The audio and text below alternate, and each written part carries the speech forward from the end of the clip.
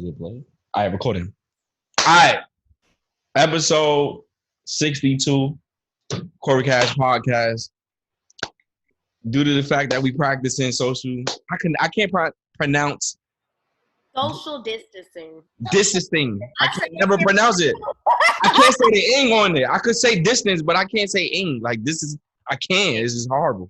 Today I have two guests.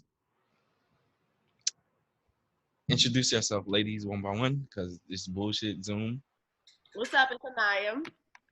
I'm eating watermelons right now. Cory got me on this damn Zoom. I'm over here in the robe eating watermelons. I'm Tanisha, and I'm in Canada. And yes, we do practice social distancing.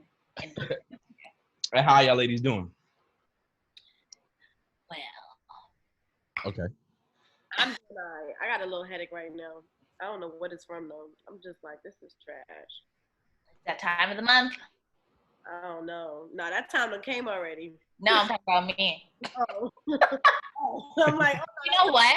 I meant to text you this today. I had no cramps before or right now, and I think it's because I've been religiously taking the CMOS gel for the last 2 to 3 weeks. So don't sleep on it. That might be it.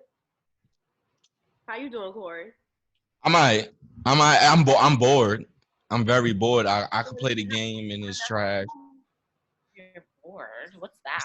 Bored? Like I could watch a Netflix show and it doesn't keep my attention. Right now, I'm trying to currently finish Ozark. It has a very slow build. It got a very, very, very slow build. It's good, but it has a slow build.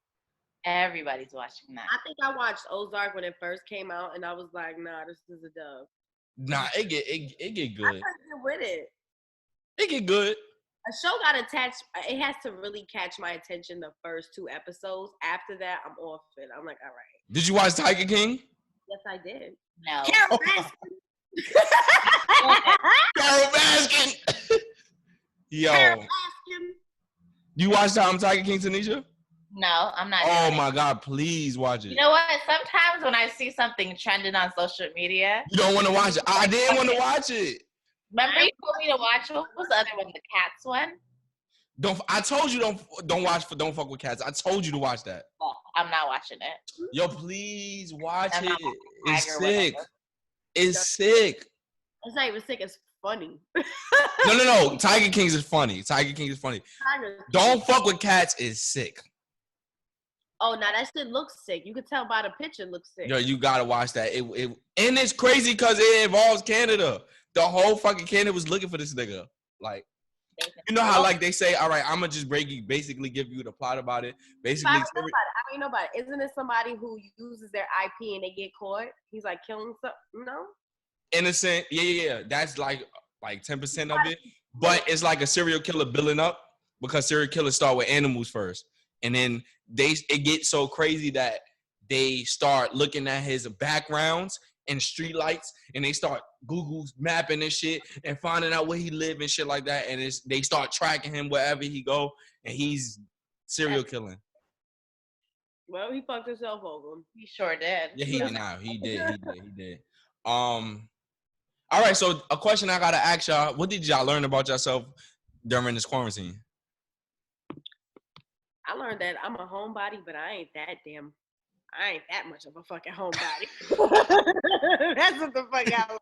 You know, it's different when you in the house by choice. Like, oh, I'm chilling, I'm in the house. Plus, I work from home, so it's like, okay, this shit different. A bitch want to go out. She want to go out to eat. She want to go shop. She want to do shit. And the weather's nice. It's fucking weather's so nice. It's like, what the fuck? It'd be different if it's like raining and cold outside. It's like, all right. Can't go nowhere, but it's fucking sunny, hot. The birds is chirping. The niggas is running. This is some bullshit. She said the niggas is running. For real, I just put a nigga on my story. They're running. They're going for walks. They're in the park. And it's crazy because the parks is shut down. They took the rims off the back basketball courts. It's bad. Fucked up. That's fucked up. It's bad. Who makes the call to do that? We got to go take the rims down. Like, when did they do it? Yeah, but that's New York though. You know they'll do that shit. What? They'll come quick and take that bitch down. Oh my God. I never got the notice and I ain't see him. I worked across the street and I seen it's basketball courts and I never seen these niggas come outside to take the rim down. The rims are just gone. Crazy. Yeah, it's nuts. Damn, what did I learn about myself? I don't know. Fuck. It's a lot of, I'm not gonna lie, it's a lot of self-reflection time too. For me, personally, it's just like, why am I getting irritated that I'm in the house? Like, I'm the only child. I'm used to doing certain shit. Why am I getting irritated so fast that I'm just in the house? Like, it's just like. Right. It should be regular shit. It should be regular shit. You feel me? Is that we're forced. Okay. Yeah. And it's like, even if it wasn't forced, ain't shit open. So it's like, damn, really can't do shit, you know? Yeah, it's really nothing to do, to be honest with you. It's really nothing to do. I know New York got we got locked down. The president is saying that May 15th he want to open shit up. The governor is saying otherwise, and this is like it's a beef. They want to shut down the New York subways. The New York subways is disgusting. I'm gonna be honest with y'all. I thought they were cleaning them. No. No? I come home from work. I get up at 12. I get off during like 10 p.m. to 12, depending on how fast I do my last delivery. And the trains is like filled with like crackheads and homeless people that are choosing their spots on the train. Like, this is my corner. And these niggas, you know, I'm not trying to be funny and sensitive, but these niggas haven't showered, so they like the whole carts thing is bad. Right. Then on a regular, like, it's mad widows outside, like mad tweak heads and randoms outside. It's nasty. So if they shut down the subway systems, at least you I heard that. stop people from traveling, because the thing is that niggas don't understand that a virus needs a host, and which is a human body. And when we come in contact with people, whether we talk, cough, sneeze, you know what I'm saying? As long as we contact people, it's gonna travel. Wait, Cory, you remind me of that video. He's like, it's a virus! But it's true. Did you see that video? It's like outside in front of the projects. And it's like, don't touch me with your fucking hands. If this ain't Cory, I don't know who is. Yo, you did say that to me. So I'm like, that's me all the way. Your ass. That's your I ain't gonna lie, when I go into work, I'm elbow dapping niggas. That's my shit. Nah,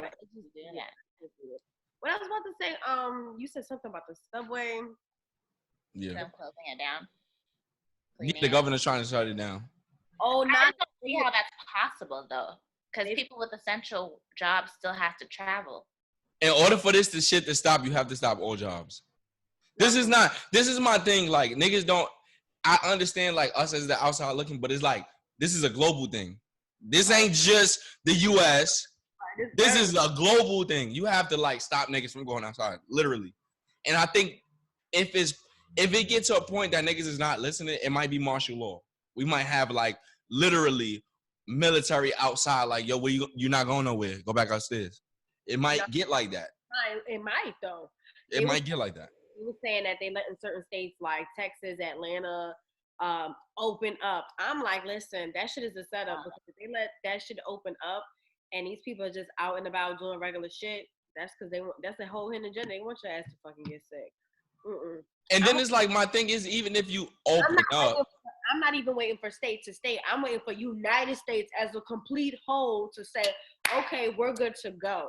It's clear everywhere. Instead of saying, oh, it's just clear in my state. Yeah, but then if it's clear in my state, that means other niggas could fly into my state with they bullshit. So it's just like, and we don't acknowledge it, but niggas is still flying during this time. I live by the airport. I see flights all the time. And and it don't matter if it's how many, well, it does. The airplane can't fly unless it's a certain amount of people. So it's enough people to fly on these flights. Yeah. Flights is like, I ain't gonna lie, flights is at an all-time minimum. So it's like, I could see why niggas. But where's niggas going? Out and about. They the one, and then it's crazy because like you gotta acknowledge as a human being that your body might not show symptoms, but you can transmit it to somebody. So it's like you could fly from North Carolina to Baltimore or whatever, or Maryland to Maryland, but you could bring it to somebody. Mm-hmm. So it's like, we need to take some. And I'm not mad at like if they shut down everything because it's a global issue. It's not just a New York issue. It's not just a U.S. issue. This exists all around the world. It's a pandemic. It's a pandemic. Facts. You know what's even more eerie? That they have that fucking Netflix movie or show, documentary, whatever the fuck it is. That shit came out before everybody was on lockdown. I heard about that. Yeah. They have a what? They have a show on Netflix. I don't know if it's a documentary or a show, but it's basically how to survive a deadly virus. That shit came out like the beginning of this year. Yeah. That's on nasty. Netflix trending. And I'm like, that's kind of eerie. And then that we all dealing with this? That's nasty. Yeah, that shit kind of. The issue with me is like I'm not gonna lie. At first, I thought it was bullshit. Then it started hitting home, and it's just like, all right. I lost a cousin to this shit. It's like, yo, all right. Like now this shit is getting out of pocket because it's like I thought it. You know, niggas joke. Niggas don't take shit serious on the internet, and it's like as I lost my cousin, I'm like, nah, I can't fuck around. Yeah, I can't fuck around. Yeah, I can't. I think people forget that this has been around since October and November. That's a fact. Like I remember hearing about it, and I was like, whatever. Went to Miami for Art Basel in December. Went to London in February. Came back from London, and that's where I felt like I started hearing about it more in London, where it was just like they shut down. They shut down. They hadn't shut down yet. It was when I got back. Then 2 weeks later is when everybody started to wake the fuck up. Yo, I'm gonna be honest with y'all. I went past the Bronx Zoo 2 days ago. Yesterday. Mm-hmm. One of these days, and it's a morgue. Oh, the like animals? Literally, dead bodies in the open spaces, dead bodies, like literally. What? Seriously. That's crazy. It's a morgue because at this point is no place to put the dead bodies anywhere. Like funerals is allowing 10 people. That means including the pastor, including the others that actually work for the place, and then including the family. So 10 people at a funeral is really terrible. like 5 of the family members, and they're getting fined because other people are like outside in their car waiting and shit like that. It's like it's horrible in New York. That's terrible. Like I'm gonna be honest, my cousin died April 4th, and it's like we ain't got no funeral for her. And you know, usually in black families, when death happens, your families from down south, everybody come up, everybody kick it. It ain't that. It ain't that for me. It's not. Like it's not that for me. It's more of this person died. It's sensitive thing. It's like this person died. Get over it, and it's just like you move on to the next. And that's the crazy part for me. That's the part I have an issue with. Right. Is the Javits Center, which also holds the car show for Funk Flex that everybody come around the world to go see. That is a morgue. Hospitals have trucks next to them stacking bodies. That is a morgue. Like it's nasty in New York. That's crazy. It's nuts. Cause I literally drove back. I didn't even know the Bronx Zoo was a morgue, and I drove. I'm like, damn, it's like mad tense, and I'm like, fuck, like this shit is nuts. It's literally something. And then on top of that, they got the census going on right now, where they want to I mean that's normal, but it's bad. Yeah, it's bad. It's bad because we got a lot of people. Transportation is like it's bad. That's crazy. Shit is fucking wild. 2020 is canceled. Hell yeah. 2020 is definitely canceled. Like this. Listen, I'm still the same age next year. Fuck that. What? Fuck that. What? I'm the same fucking age in 2021. No, I'm not even joking with you. I literally said that to someone 2 or 3 weeks ago. Like this. Nah, I'm not claiming this year. This year. My birthday May 2nd, so it's like Oh yeah, mine's the 3rd. You got my mom birthday. That's crazy. That's crazy. I don't know. I'm still not claiming it. I'm not. I'm not. Until We were supposed to have a nice little Italian getaway. No. Child. In Italy for 2 weeks. Living my best life. Fuck out of here. Like, what? I got a quick question. Would you feel like if all of this wasn't going on, was 2020 a great start for everybody? No, Kobe and fucking Pop Smoke died. No. Okay, those were sad. 2020 was starting to my personal life, nigga. Talk about Cory and Pop Smoke. No, Kobe's personal. Oh my gosh. Those were sad, but no, my 2020 was starting off pretty lit. Mine was too.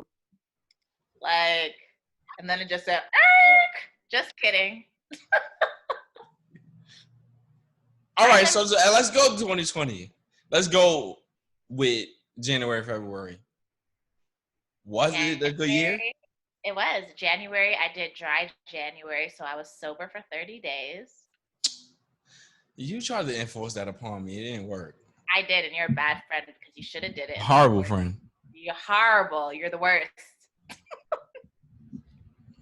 Dry January. January good for you, Anaya, too? Every damn month was good up until all this shit happened. Nigga, I had the ball rolling. Here we go. You really did. You had a lot of things coming up. I did. That's why I'm like, everything. I had the MCM event. I had a meet and greet in LA. I had just other stuff that was coming along once that was said and done. It's like, yeah. It felt like, you know, you got the magic carpet and that shit said, you ain't going nowhere. Right here. It's like, damn. It sucks though when you announce you're gonna do something and all this shit happens and then now it's like, okay, so are we gonna reschedule this? Yeah, that's the other thing. Yeah, so that shit is trash. Like I had some really great opportunities coming and happening, and now it's just like, I guess it's the sit and waiting game, and that shit is not cute. Is God like asking us to relax? I think so. God don't like what's going on with everything. I'll tell you that right now. We've been getting out of hand. Shit is getting out of hand. Okay, I'll just make sure. A lot of hidden agendas, a lot of things that our media tries to force upon us to accept. A bunch of shit. A bunch of shit. A lot Agree. of godly like, you know. All right. I would love to ask y'all ladies about y'all worst date experience. Ghetto. Dating experience, meaning like the nigga orchestrated everything. Every time I think this one, it just annoys me. I'm gonna start with mine. So a few years ago, some time ago, before Christ. Like a couple years ago. I don't even remember. It was a while ago. My last apartment. This guy that I knew just because he was friends with my little brother. And he asked me one time, he's like, hey, I know your birthday's coming up. Let me take you out for dinner. And I was like, is this a date? And he's like, no, I just want to take you out for dinner. I was like, okay. Let me preface this with, this is the last time I will ever say yes to someone that I don't actually want to sit down and have a meal with. So anyways, I go to the dinner, he picks me up, and he takes me to Ruth Chris. I don't know if you guys are familiar with that, but it's like a popular steak. Are we familiar? Yes. I know Prime is like more popular in the States, so I'm like, I don't know if Ruth Chris is like as big of a deal. In New York, Ruth Chris is popping. In Atlanta too. So he took me to Ruth Chris, and I was like, oh, this is cute. What made you think of Ruth Chris? Because that used to be one of my favorite restaurants. Like, now I've been there so many times, I'm over it. Mm-hmm. But he's like, oh, that's the kind of places girls like you like, right? And I was like, I remember this. You tell me this. Yes. When I tell you this nigga insulted me the whole day. It started with that. Girls should be happy to get free meals from niggas. What else? That Louis Vuitton bag. What nigga bought you that? How much did your nails cost? Did a guy pay for that? It was just it was one after another after another. Cringy as fuck. It was cringy as fuck, and I was so over it. That's like, nasty. I'm like, bye. This is a wrap. Like, over it. I was so annoyed. It was a terrible day. He insulted me the whole time. Like, and I was like, it's so funny because I was talking to my brother's dad about it, and I was telling him, I was like, yo, the guy just insulted me the whole date, pretty much. And he's like, well, you know how Nigerians are, and like they don't respect women, and then this isn't my opinion, but that's what he was saying. He's like, they're not really respectful of women. You know, they think that like men are more dominant and stuff like that, and they basically look at girls like girls just are looking for their next meal. There's some religions, some countries, yes. Yeah, so it was a terrible date. He just insulted me the whole time, and then that's it. That was the end of it. And the funny part is he never even had my phone number. He had to like Snapchat me to tell him. That's just like, what's the whole point of inviting a woman out? And it's one thing to like ask questions and pick someone's brain, but when you are like an asshole and sarcastic about it, it's like, ew. Like, Right. The fuck? like, first of all, you pick me up from my apartment that I live at home. Where do you live again? First of all, you're in a BMW that has rust on it from something. Like, I was really just like, no, I had to read him down the last Yo, part. I'm telling you, I I swear to like, God, I will advocate this. You're not gonna really win the petty battles with women. You not. No, because we will Stop. We will talk about everything. We will talk about your existence. What? We will find ways to spin circles around that ass being petty. Yo, it'd be horrible. I'm trying to think. He sees me, he doesn't say anything to me, and I enjoy that because if we went through a period of time where he would say hi, and I'm like, I'm trying to think. So you're saying like a bad date experience, or worst? Your worst. I ain't saying bad because bad could be 5 bad joints. Okay, so this worst. So this wasn't a date. It was not a date. Okay, so at the time, this is when I was on my heavy pothead shit. I had first moved to Atlanta, and I only knew one nigga selling the stuff. And he was so creepy, and his name was Chicago. So we're just going to throw that out there. Yep, the plug name was Chicago. Now, his stuff was good, but it came to a point where I feel like women who, want to smoke or have they shit, it's hard for us, especially if we cute, because all these damn drug dealers, they just want to take you out on a date, go out, and it's just like, no, bro, just make sure that eighth is fat, please and thanks, So that eighth is a real pothead. So, make a long story short, he kept asking me to go out, and I'm like, ew, no. I ended up stopped smoking all in general because I just couldn't find nobody else, and he was getting on my nerves. So I was like, you know what? She was. That explains a lot. Like, I just completely stopped. Like, I don't even want to smoke no more. I don't even want to go through you. I don't even want to ask you for nothing. I ain't gonna call you, text you, nothing. I ain't gonna hit you up. You ain't gonna pull up nothing. So he kept asking, like, oh, let me take – this is how you sound too. Let me take you out, Anaya, later. It's like, ew, like that creepy. I just want to point out him calling you Anaya later is nasty. That's nasty. Listen. You will be surprised. Niggas is corny. Like, why would you call me by my Instagram name? But that's nasty. That's disgusting. It sounded like a Russian bot. Very cringy. So, me moving in Atlanta, I didn't really know a lot of people out there. So I saw that Fab and like the cast of Power was going to be at this club called Compound. Or was it I forgot which club it was. Anyway, so I was like, damn, I want to go, but I ain't got nobody to go with. And I knew that he was going. So I kind of was like, all right, well, I'm going to go with you to the club. They had a section. So I'm like, all right, I'm good. So I thought. So I'm thinking I'm good. When I tell you this had to be the most ghettoest nigga I ever went out with. And it wasn't even a date. It was just riding to the club with him and just being in the club with him. I've never walked with a man that got out his car and just started walking. Like, you got a female with you.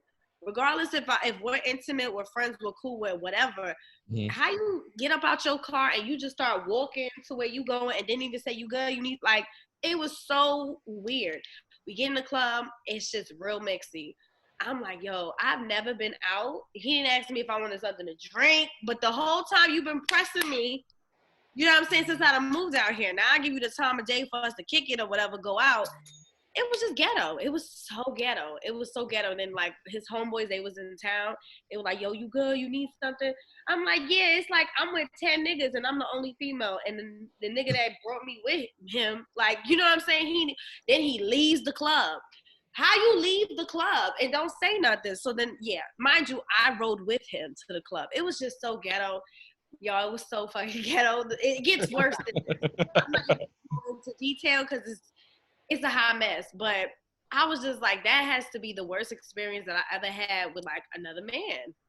Like I've never any nigga that nicknames himself after a city in a state is nasty. When I tell you, I stopped smoking because of that shit. I would too, girl, because it was ghetto. Yo, that is ghetto. Do y'all really want to get into the NBA young boy Yaya Mayweather thing? Yes. Okay. Where is your father? And where is your mother to talk fucking sense into you? No, who abused you as a child that you think this shit is okay? I really don't understand. I need someone to break down. No. Where are your parents? Yo, what the fuck? No, and I told Anaya this a few months ago where I feel like celebrity kids are becoming the new groupies. And I think it was you, Cory, that said that they're doing it for that street cred and that clout. Yeah, because they missed it. They missed the street shit that they... Why is that cute to run after? But my thing is, who did she stab and why did she stab the person? His baby mother His that baby was mama. like, having a baby, like, she was upon having a baby and killed the baby. What? Yeah, she facing 99 years. Cory, lock her up. I'm dead ass. She's facing 99 years. When they tell you news information, it be. I said facing. Facing. No, I need concrete. What did she stab and what happened? I'm guessing she was pregnant. Basically, what happened was NBA YoungBoy was at home. This girl that was also with him, and Yaya pulled up. And this isn't the first time she's done this. She pulled up. And her and the girl got into an altercation, and I guess she must have been the person losing in the fight. So she went to the kitchen and grabbed they're saying it was a butter knife and not actually like an actual steak knife, but people are saying like. But I ain't gonna lie, but it's wild butter knives in the kitchen. It's wild butter knives. It's not actual knives in the kitchen. It's wild butter knives. Anyway, so then she went and stabbed up the girl and mugshot, looking like a little troll gremlin doll. Oh my God, that mugshot, I don't care what nobody say, bitch. That has to be the worst mugshot I think I've ever saw of a female. Like, bitch, your lace. I've seen worse. I've seen worse. I've seen a lot of mugshots. But I've never seen worse from the women that are rich as her. Okay, I agree with that. I've never seen a mugshot to where your lace front is off of your, like, I've never seen that. I've never seen a fucking lace front of mugshot. I've seen people's natural hair fucked up, but I've never seen I've never seen a colored wig lace front fucked up on a mugshot. I've never seen based on the picture, I think her lace was already lifting. Because if you notice her hair, it's not like it was styled and it was tousled. I'm not a woman. I'm trying to understand how does your lace even lift. I don't know. All I know is that shit look crazy. I would have took that wig off before that mugshot. I would have had the Meek Mill break. Ow, you got handcuffs on. I was like, ma'am, it had to be a woman cop somewhere. Can you take this wig off? Girl, this is not the airport, okay?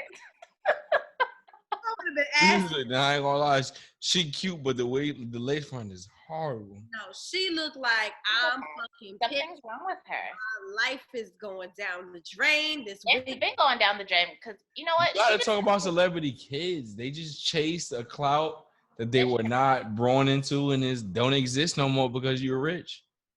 It's trash. You are like, I just don't understand. First of all, he looks like a skid mark. I don't know what the appeal is. Does he have a big dick or something? He has to. The way the women go crazy, he has to. He got too many kids.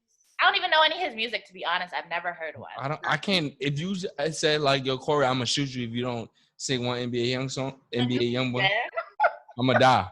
She made something in 06, nigga. That shit go hard. Buddha bless the beat. Listen. I don't know what you talking about right Now he got a right. now. I don't. Please flame him because NBA YoungBoy got one hot song. That's NBA YoungBoy is 100%. So y'all niggas. This is my biggest fear. This is my biggest fear. And I'm going to just, like, I'm not even going to exceed to the biggest level as far as 1 million followers, right? I'm going to exceed to anybody's level as 100K followers. I don't want to get there and y'all niggas is just the hood, but 100K followers around. Like, I don't want to get there and it's just y'all. Like, it's just y'all being ghetto. Like, I don't want to get there because I might as well have stayed in this position right here in the hood and did the same thing.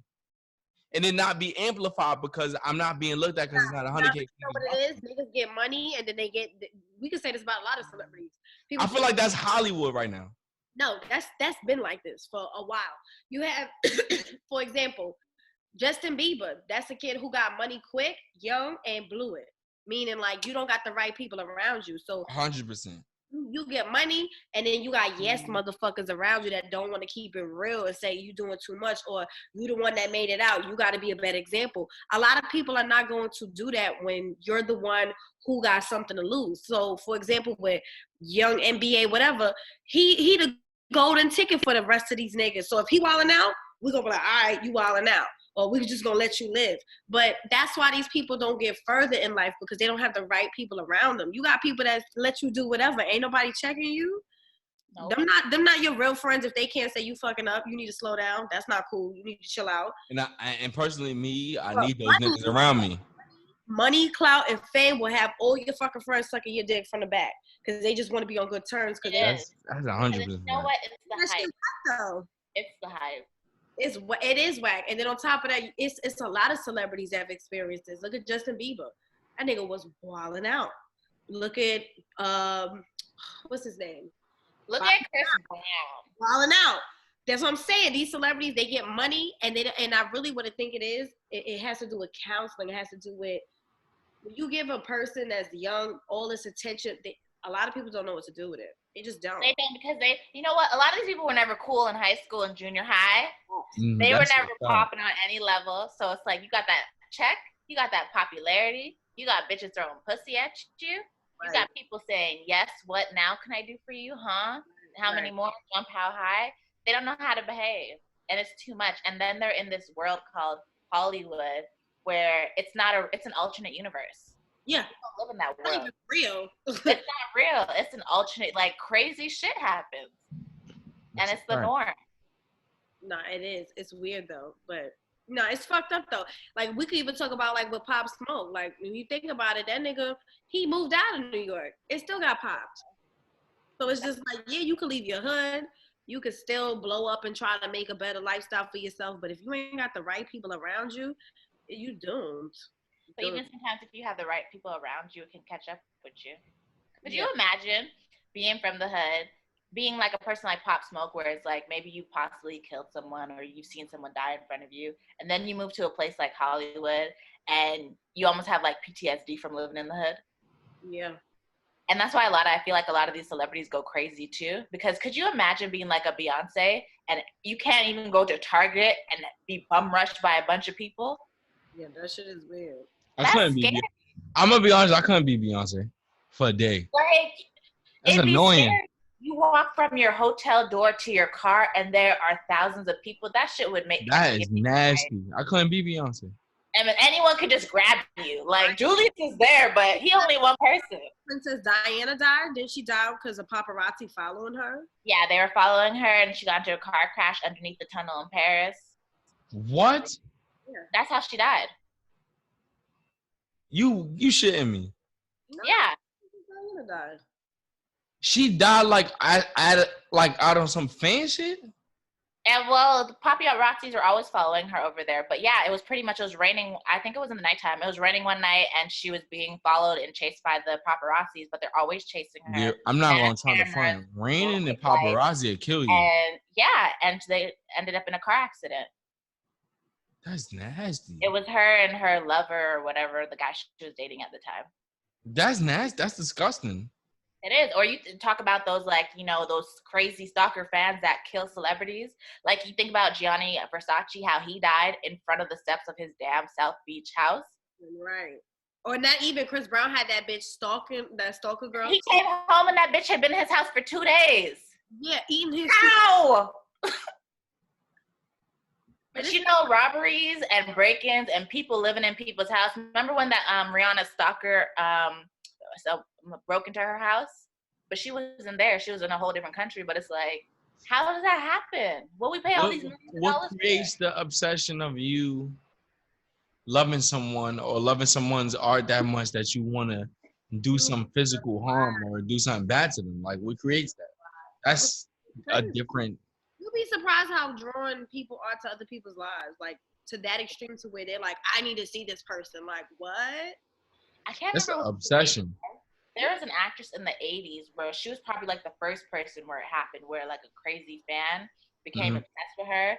And he got mad with her because of a sex scene that she did in a movie. And he started sending her letters. He found her address. And then he came to her doorstep one day and she opened the door and he shot and killed her. Crazy. Right? Crazy. Oh, you know what else was even also like, there's a Playboy documentary of like the first major Playboy girl. Mm-hmm.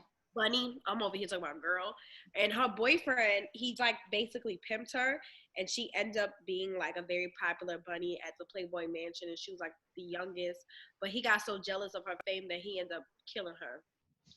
So you got niggas that try to come up with you, and they mad that they ain't getting up either. Nah, celebrity is crazy, and it's not even like, as we're talking about like fans being drawn to them, it's like you have people that are celebrities that are drawn to other celebrities, and it's just like to see this little girl, just to bring it back full circle, but to see someone like Yaya, who has lived a wealthy, you know, affluent life her whole entire life because of her dad's success, to still be drawn to somebody like him. And nothing against him. Like, do you think it's a void of missing it? Like, I never been through this. I need to at least experience it to relate to people. I think it's just the clout. I want to be one of those girls dating the rappers. Right, that's the thing. It's cool for rappers to have girlfriends now, you know? Back then it wasn't. Oh, not even. People talk about your relationship before they talk about your art. So True. Like, I just looked up his name on YouTube. The fourth video is him on live talking about yo daddy, this and this and that. Like, nigga, why is that the fourth video when I type in your name and you're an artist? Yeah. That's crazy, but we live in a day and age where they do anything for the clout. Like, if this is gonna get my slaves going on, I think she should get jail time, to be honest, because she lost her mind over this boy. Like, she needs it to save her life, because this isn't the first altercation. This is just the worst of them. This is the second one in the last couple months, actually, because there was that there was that camera footage of her just like a couple months ago where I think she ran up on him. Mm-hmm. She ran up on a girl that was in a car with him, and they got into a fight outside of a hotel. It was something crazy like that. And I'm just like, why? What is she doing? It also gives me abusive vibes, because his last relationship with that other girl, what's her name? Janae. But she just had a baby with him. And there was videos when he would hit her, push her, and she would get on Instagram and lie and be like, oh, we were just playing. So he gives me very abusive and controlling vibes. And that could just be because these girls got daddy issues. Oh, absolutely. Because it's like, I don't understand. So we may not get the dynamic of Yaya's personal relationship with her father, but there's a fucking disconnect. Because there's no way in Jesus' sandals that like your father will allow his, like, I don't know. And then on top of that, I've seen his other daughter playing suicidal music on TikTok. Like, put your hand up if you want to die. And she's like, what? Like, I'm confused. This quarantine is really showing people's, like, weird-ass colors. But I think that's the one that is with the mom that just passed away. Mm-hmm. So it could be that, losing the one parent that was always there. Right. No, I'm sure, I'm not going to say, I don't know what his relationship with his kids, but I'm sure they're all closer with their mom than they were with their dad. Right.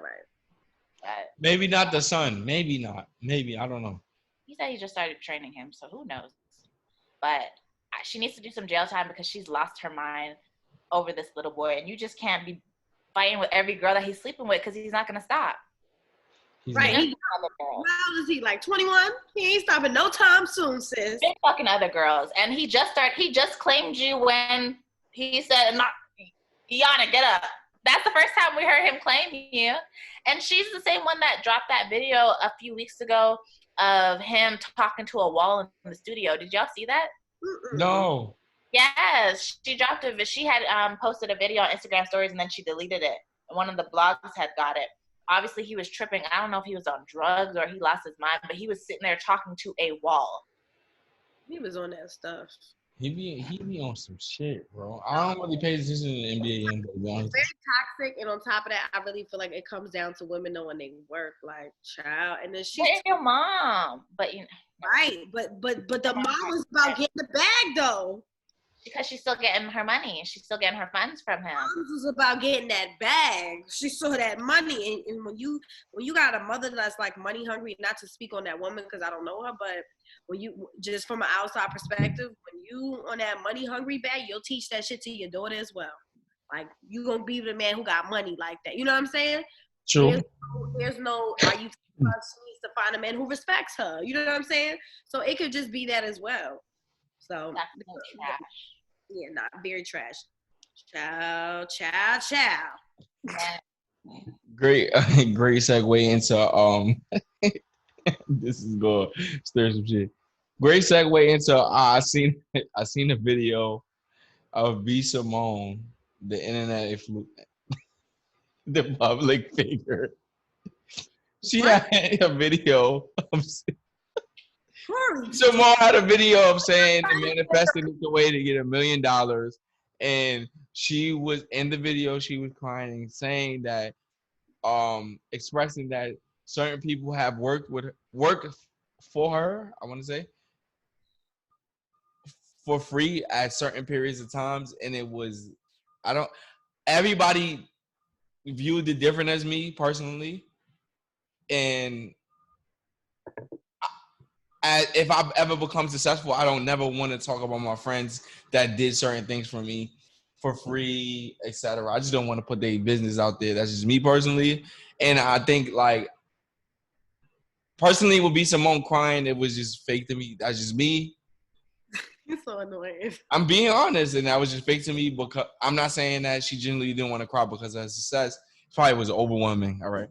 But I didn't like the video. I think it's quite corny. And I seen Kevin Hart do this.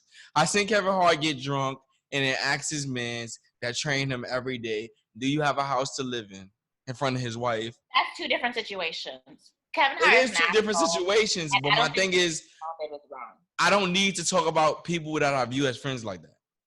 But I don't think she's talking about it in a bad way. I think she is sitting here and giving her kudos and saying, like, I would be nothing without you guys.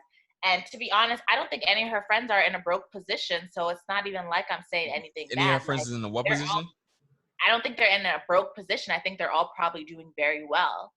It'd be one thing if they're all still broke and struggling, but if we've all become successful now off of my success, I don't think there's anything wrong with saying that once upon a time in the beginning, you helped me and you didn't even ask me for any money until a year after or something like that. Because at the time I probably didn't have it, but you believed in me and supported me so much that you helped me for free.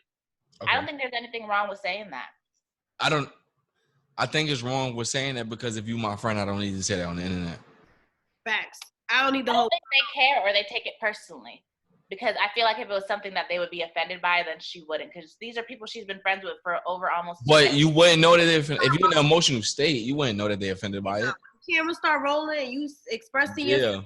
Somebody could be like, well, damn, bitch, I want everybody to know that. You don't know that.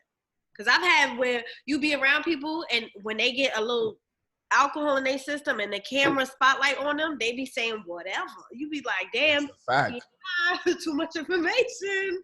But I feel personally, because I have a business, I would never hire someone to work for me unless they're in college and it's an internship. I've had an intern before. But there's a difference between having an intern and someone working for you.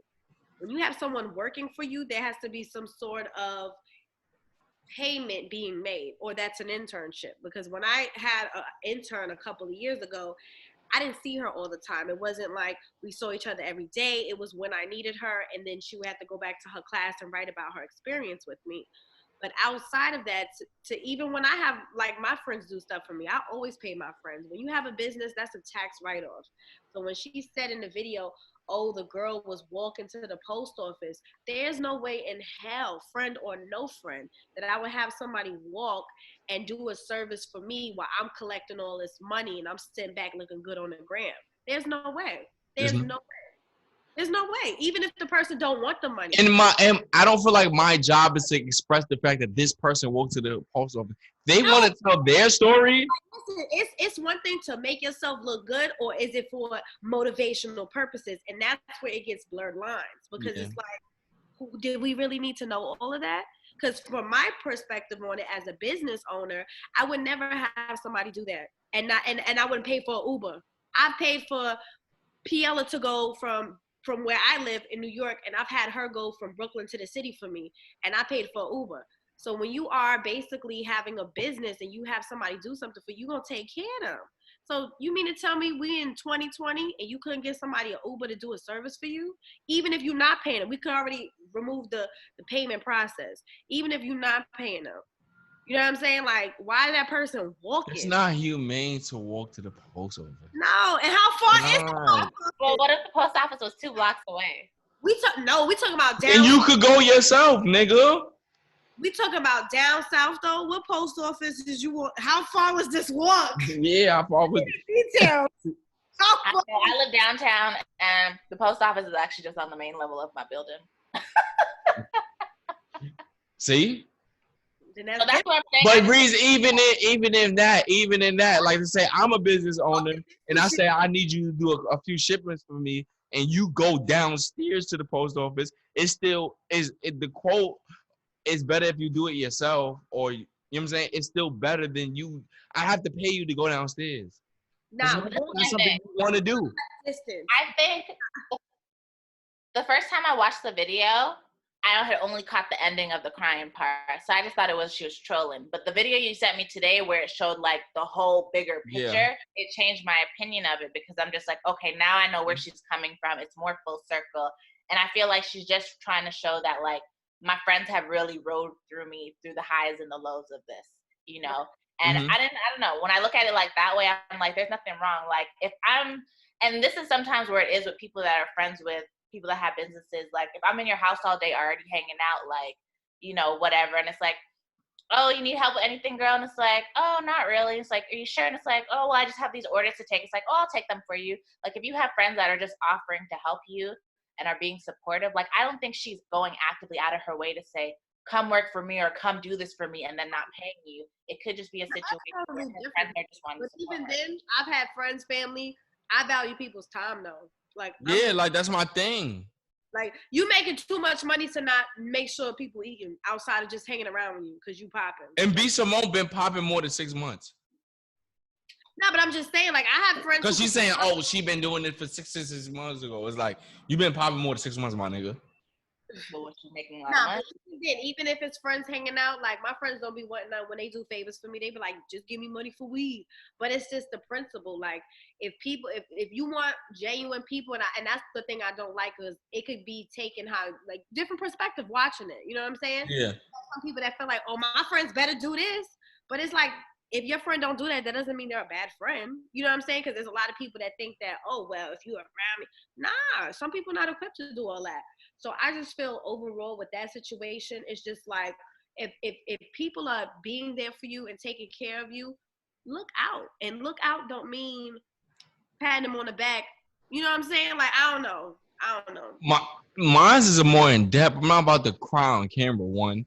And I'm not about to cry on camera for sympathy, in a sense, for me to be relatable, to be like, yo, nigga, this nigga right here, this nigga did this shit for 7 months. Like, I'm not about to do that to make it relatable with my real niggas. Like, I'm not about to do that. Because these are my real friends in real life when this camera cut off. And there's been times where I'm broke and they held me down. And I'm not about to put them on blast for the internet or for YouTube just to make it relatable and seem so real so I can relate to it. I just think that part is very corny. I don't need to tell that my man, yeah, that nigga gave me 200 for like, and he did it, and he like, I don't need to do that. Like, as a human. Just caught up in the moment, but even then it's just like all like it could have just been very generic and say, you know what you did for me, like you could have, I don't know, because on the flip side, like what if the person didn't want everybody knowing that that's what the fuck she was doing? Now that whole world knows, you know what I'm saying? So it's just like, yeah. You gotta understand, when you record shit, you put and you post it, you publish it out there for niggas that are manipulators. So it's like, man, Be Small could get you to do that for free, nigga. I could give you this deal on the side and shit on you and trick you into this deal. You know what I'm saying? So it's like, you gotta be aware of what you promote, you posting. But some people are happy about that because they're attached to a bigger name, a big name. Side note, because you said something about Kevin Hart, so I'm lost. Fill me in with that. Kevin Hart got drunk, right?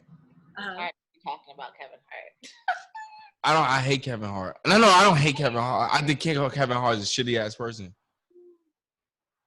Kevin Hart got drunk with his trainer. They're playing, I think he was playing cards or something like that. They're playing cards on like a jet or private jet, whatever the case may be. And during the time they drinking, Kevin Hart gets into the conversation with his trainer, who's with him 24/7. Yo, you have a home to go to? Yo, I got my own house. I could tell that he's fronting in a sense for the camera views because he wanted to defend himself as a man. Like, yo, how you know, like, I don't got a home, da-da-da. So you telling me if you never work with me, you will be making more money than if you work with me? Yo, I'm a physical trainer. Like, I train people. Because of whether I was going to get with you or not, I still would have made money. It might not have been as much, but I still would have made money to provide for my family. He keeps going on and on about that. And basically, Kevin Hart was like saying, like, you ain't shit without me. Wow, this is all new. Documentary that he did for Netflix. Yeah, and it was like, I think that was nasty. That's different than what B. Simone did. That was completely different. No, that's different because it's not in an argument sense. Kevin Hart is an asshole. Different, but bitch, don't put my business out there, period.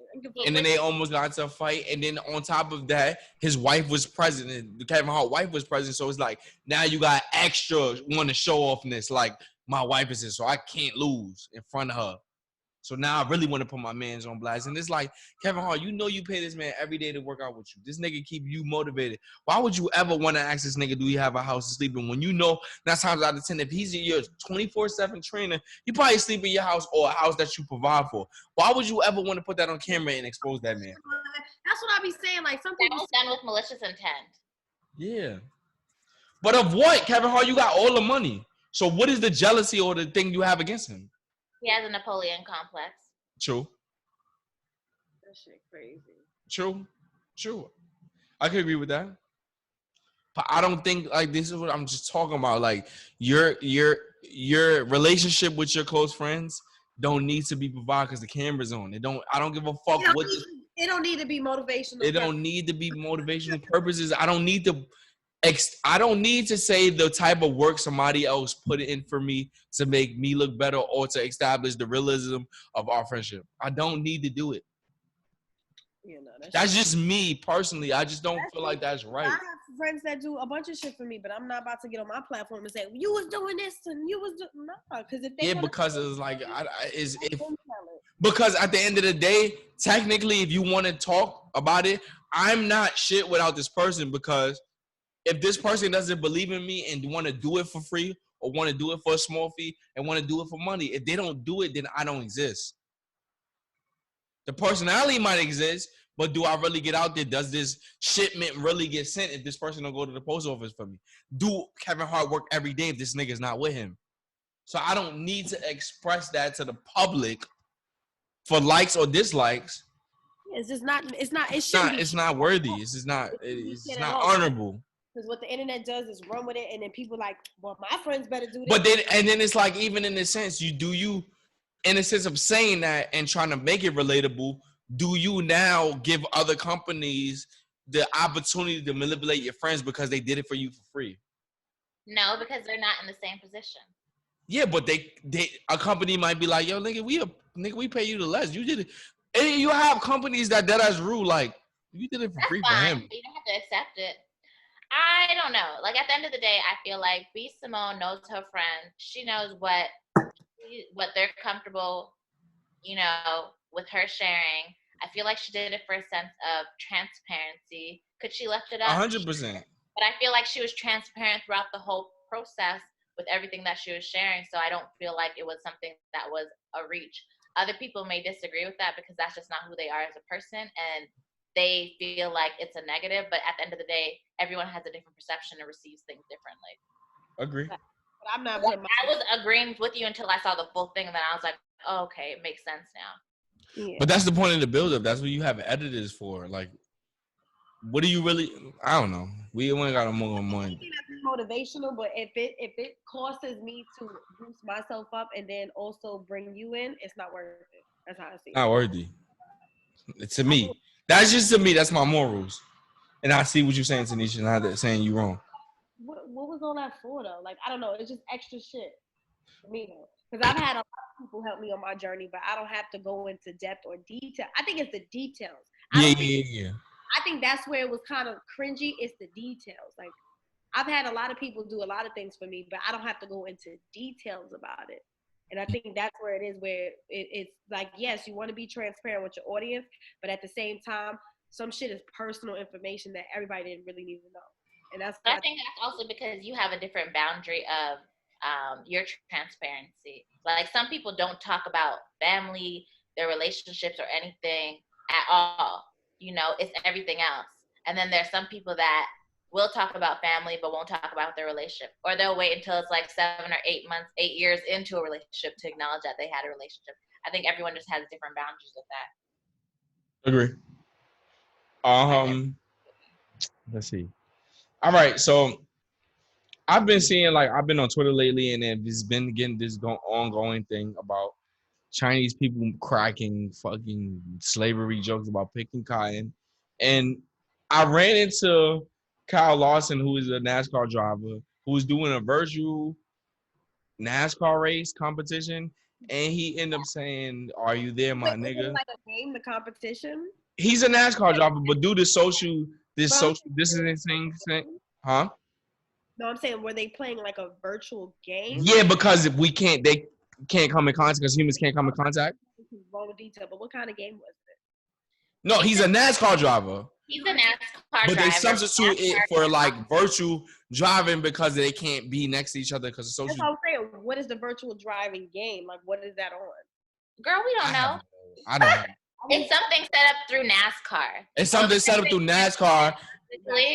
They set up something online, a virtual reality for actual players on their rosters to do, and then for fans and other players to engage with. So this is like a public platform that he's sitting. Oh, so everybody named Mama listening. Yes. So when he said it, wait. So I didn't even get to it. Kyle Larson said he was speaking and nobody was answering. And if I'm not mistaken, I think he said, "Hello, my nigga," or no. What he say? He said no, because I had to go back to and it. I want to get it straight. He's not He's not black, but he's of he's of Japanese descent. Of a Japanese descent. Okay. And he said, "Hey, nigger." That's what he said. Hey, nigger, with an ER. Yes, nigger. Hey, nigger. Oh, we gotta beat this motherfucker up. So then when he said it, all the other players that are listening is like, Kyle, like, we can hear you. She must have and they could be heard or something. So now he went, and so all his sponsors have dropped him. NASCAR has dropped him. He's, I guess, like a really... The bags are in quarantine. How, Sway? How do you fumble the bag during quarantine? Ignorance. How you get fired on your day off? Like, when you think about it, like, nigga, you got fired on your day off. How is that possible? Ignorance. Straight ignorance. That is crazy. Not knowing that you represent a brand and just doing some dumb shit. Crazy. That don't make make no damn sense. Well, he went and posted an apology video on Instagram saying it was a. I'm tired of people that utter racial slurs apologizing. Not even. Like, stop apologizing. If that's who you are, that's who you are. Nah, if you want to apologize, go apologize and fucking send some money to a black organization or some type. That still doesn't mean you not racist. Nah, I'm just saying if you want to apologize, I'm not saying about your character. I'm saying if you want to apologize, put your money where your mouth is. There you go. Thank you. I'm tired of it. And then they get on fucking online with this whack ass fucking apology that is not sincere at all. I am sorry, because it come to my senses that. Why did it come to your senses when you said it? Because stop fucking apologizing for being who the fuck you are. Just be blunt about it. Don't hide behind it for brands because you're being fake. Stop doing that. That's just annoying. Yeah, no, that shit was. He sounded too familiar. It just rolled off his tongue too. He said, "Hey, nigger," with an ER. Like, yeah. You only apologizing because you lost your brands. If you didn't lose anything, you wouldn't even apologize. That's who you are. They can do that shit. Now you're apologizing because you got caught. That's why. Now that's it. If that's who you are, that's who you are. You talk like that. That's how you talk. Yes. And I know they're gonna have to. They're trying to use the whole being half Japanese. I think he got suspended or fired. Oh, he's fired. That doesn't make up for him being a race. He still remains racist. Nigga is what they was trying to say, Tanisha, that they was trying to use the half Japanese shit. What? I noticed in a lot of the articles they keep trying to play on the fact that he's half Japanese and being in the diversity program and being a minority. And this oh my God, people! And this is why this is a prime example why I don't use the term people of color anymore or woman of color, because that excludes Black people. You know, if you're a minority, it's like we're all in the same bunch, and that we're a group together now, and it's like that's not the case. No, it's not. You niggas is not a color. Like, to be honest, like you niggas is not a color. Who is a color that's of people of color? What color are you?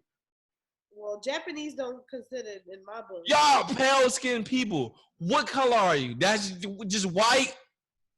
You saying people of color. Color will mean a darker shade other than white. What a color are you? That you are people of color. I hate that term. I really do. I do. Hate the term people of color. Black. That's I hate it. Black people. That's who the fuck. What color are you to claim people of color? You're not even fucking brown. Like, even like the light is a brown, nigga. An Asian person that's brown at all. So what the fuck are you talking about? People of color is just a terminology of everybody's not white. Right. What the fuck is people of color? I don't understand that shit, bro. Every day I wake up in some new POC.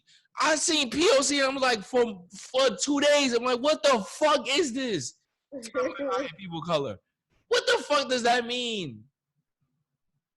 Like, yo, if people just want to, like, show their racism or their minority or oppression thing through other ways and want to relate to Black people so bad.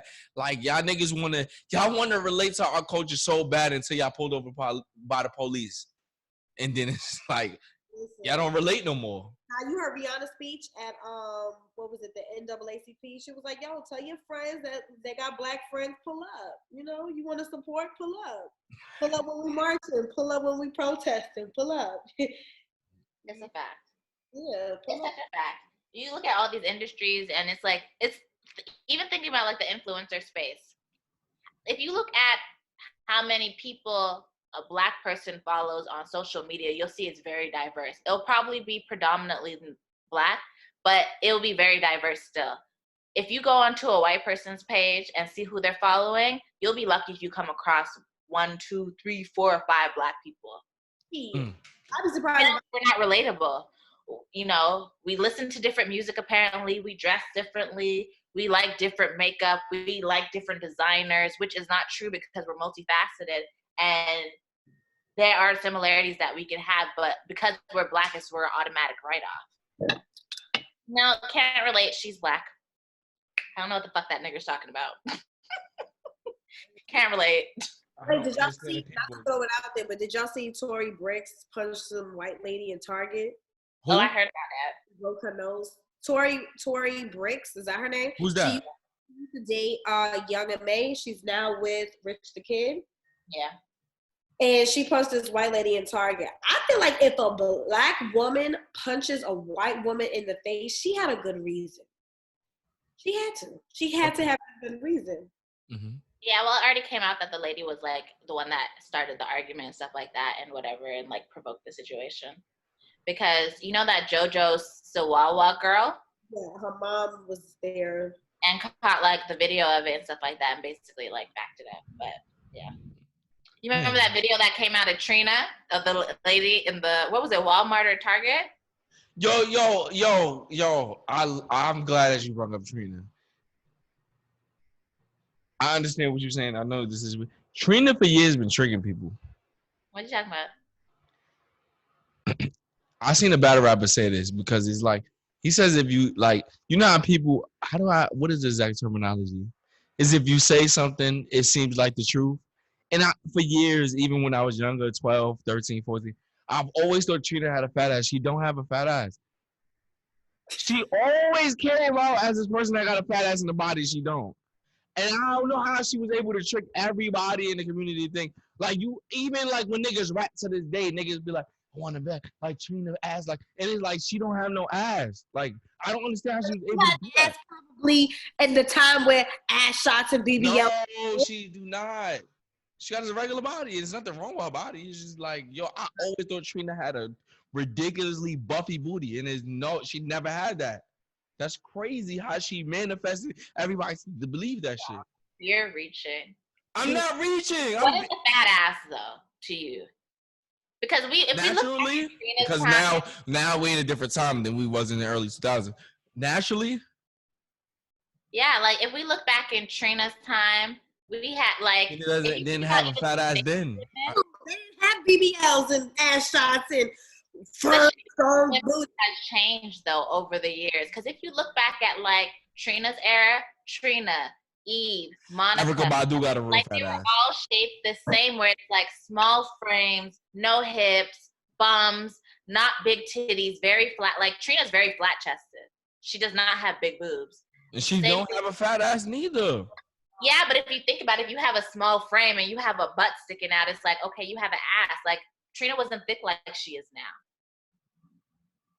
Yeah, no bitch in the 90s was hippie like that. They didn't have no hips or anything like that. So it's just like girls from the 90s that have, I don't know who a girl in the 90s that had a crazy, but she's not the 90s. She's like 2000s. J-Lo had a fat ass, but Trina came out in the end of the 90s and early. She's 2000s. Trina's 2000s. No, she's late 90s because I moved to Miami. 2000s, basically. Cory, that is 90s. You don't know late 90s is still considered transitions to 2000s. No, stop it. After 1999. All right. What's their name? What's the Slip and Slide? Slip and Slide is late 90s, y'all? Yes, because that was popping when I moved to Miami, and I moved to Miami 90s. What are you talking about? 2000 is like it transitions in. Bro, Trina never really had a fat ass, bro. She never really had a fat ass. But we're talking about in the 90s where we had women that were who had a big booty. Erykah Badu is 90s. No? Pull up a picture of Erykah Badu in the 90s right now. She's gonna have a fat ass. All right, come on, let's go. But you also have to think about compared to what? You have to realize these girls were skinny back then. You look at music videos, bitches' asses wasn't fat. It was that camera angle, okay? No, right. They'll get right up under that ass cheek and that shit look fat. And you also have to keep in mind that black girls don't have flat asses. Right, so even if it ain't humongous. I don't know when this was, but this is a fat ass. That's a fat ass. That's Erykah Badu. No, it's not fat. It's sitting up. Like J-Lo. J-Lo butt sat up. No, J-Lo, no. But J-Lo danced, she worked out, so that's totally different. And J-Lo has hips. Right. Yeah. But most women in the I'm not saying a big butt. Like, you ain't got to have an enormous butt. You're trying it. No, Trina slander will not be tolerated. Next. I could agree with that. Okay, then all right. I'll take my L. got a Trina booty. Like the fuck? Trina didn't have a fat ass. That's what I'm saying. Guys, When I looked at it, I'm like, no, Trina never. When Wayne was dating her at that time, it was like, no. they were engaged. Okay, there was the engagement. That's nothing. Trina had the best. I miss that era of like just magazine covers, videos. Yeah, why they don't do? I don't know why we don't have that no more. They had. That's not a no. But they said fat ass like Trina. You know how like niggas be rapping and fat. But they probably like. Who else had a fat ass? Nothing wrong with liking Trina. She just didn't have a big butt. Well, okay, so who had a fat ass in that era? I just named Erykah Badu did to me. Look at her butt. What do you mean? Like it was booty. That's natural booty, and she probably. There's nothing wrong with it being natural booty. It just wasn't extreme. Like how niggas be like, well, Nicki Minaj shit is fake, but how niggas be like fat ass like Nicki Minaj. Like it wasn't that. Yeah, who are we giving that's natural? Meg Thee Stallion's natural. Okay, but that's a fat ass. We ain't seen no ass like that. And she's tall as fuck, and she's 5'10". She's a thick girl. She tall. She tall. Very tall. She's mad tall. She's mad tall. Right, but again, that's natural ass though. I'm not tripping about natural. All right, Beyonce was thick at the time. Beyonce was not thick. At late 90s? Destiny Child? Nigga, Beyonce body look 03? So we giving her 03? She had hips. Yeah, Okay. Beyonce had hips. It's very now that's some new shit. And she had her tummy done. Cause we could.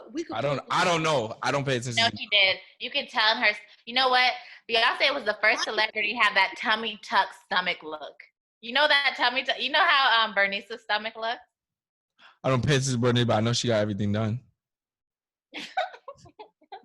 I don't like Bernice like that. I'm not physically attracted to her. All right, next.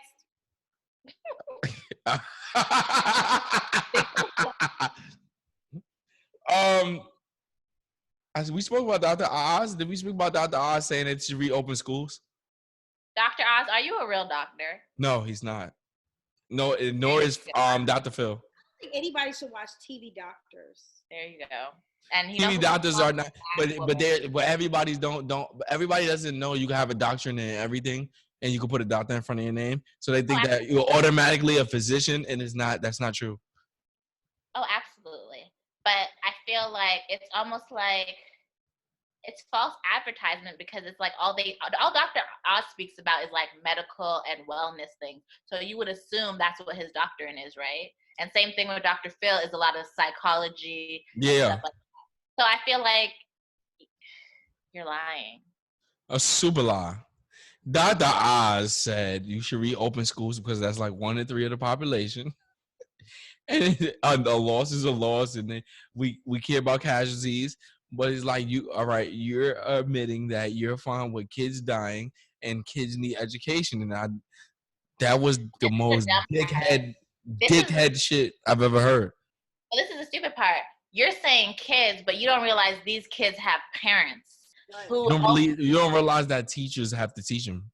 Like all these are going to get infected by these children. So the teachers that are teaching them, the people that are cleaning the school, the bus drivers that are driving them places, the babysitters that are watching them, the parents that are taking care of them, the co-workers of the parents of the children that are like, that doesn't even make sense. It doesn't just stop there. Like, Dr. Oz is an idiot. Where's your intelligence? He don't have none. And he was put on by a black woman named Oprah. Next. Can't we talk about Oprah? No, I don't like her. And we don't like, what's the other one? Gail? I don't like her either. Child, Gail tried it with that Kobe shit. I ain't going for it. Gail's been trying. No, Oprah and Gail is a piece of shit. But you know what's the biggest try? When Oprah did that interview and she's all like, I feel really bad for Gail. She's getting... Gail gotta walk around with security. Like, nigga, shut up. Ain't nobody looking fuck up. Yo, shut up. Yo, Oprah, you crying is crazy to us. Shut up. That's the only time we see Oprah cry. We never heard Oprah. Oprah ain't cry. She did Color Purple. She ain't cry. Don't cry because Gail is getting fried. The OGs they not used to like that internet flame. Oprah, you ain't never cried. Shut up. Trying to handle that flame too. Y'all niggas hang out with Harvey Weinstein and y'all niggas ain't crying about shit he got accused of. Shut up. Don't cry because Gail, she has to walk around with security. They're bashing her. Y'all, shut up. You got money for security. She's crying because she got to pay for that security. What are you talking? Shut up, Oprah. Yo, why y'all still circulating? Why do y'all matter? Any Wendy Williams, Oprah? Why y'all matter? I don't understand. Because they talk shit, that's why. People like that. Wendy Williams needs to go somewhere. Honestly, I'm really shocked by Wendy's career. I'm not. Sis went from radio to talk show. No, as a businesswoman, like, it's amazing, but I'm just surprised these rappers have let Wendy, like... Now, you know who checked Because Wendy? rappers don't have enough power unless they assemble. Wendy, you know who checked Wendy? Naomi Campbell? Whitney Houston. Whitney Houston, I remember that radio interview. Checked her ass. That was a check. That was a What did she say again? Do you know me? You ever seen me see crack? Do crack? And then what? Years later, Wendy Williams was a crackhead. Like, what are you talking about?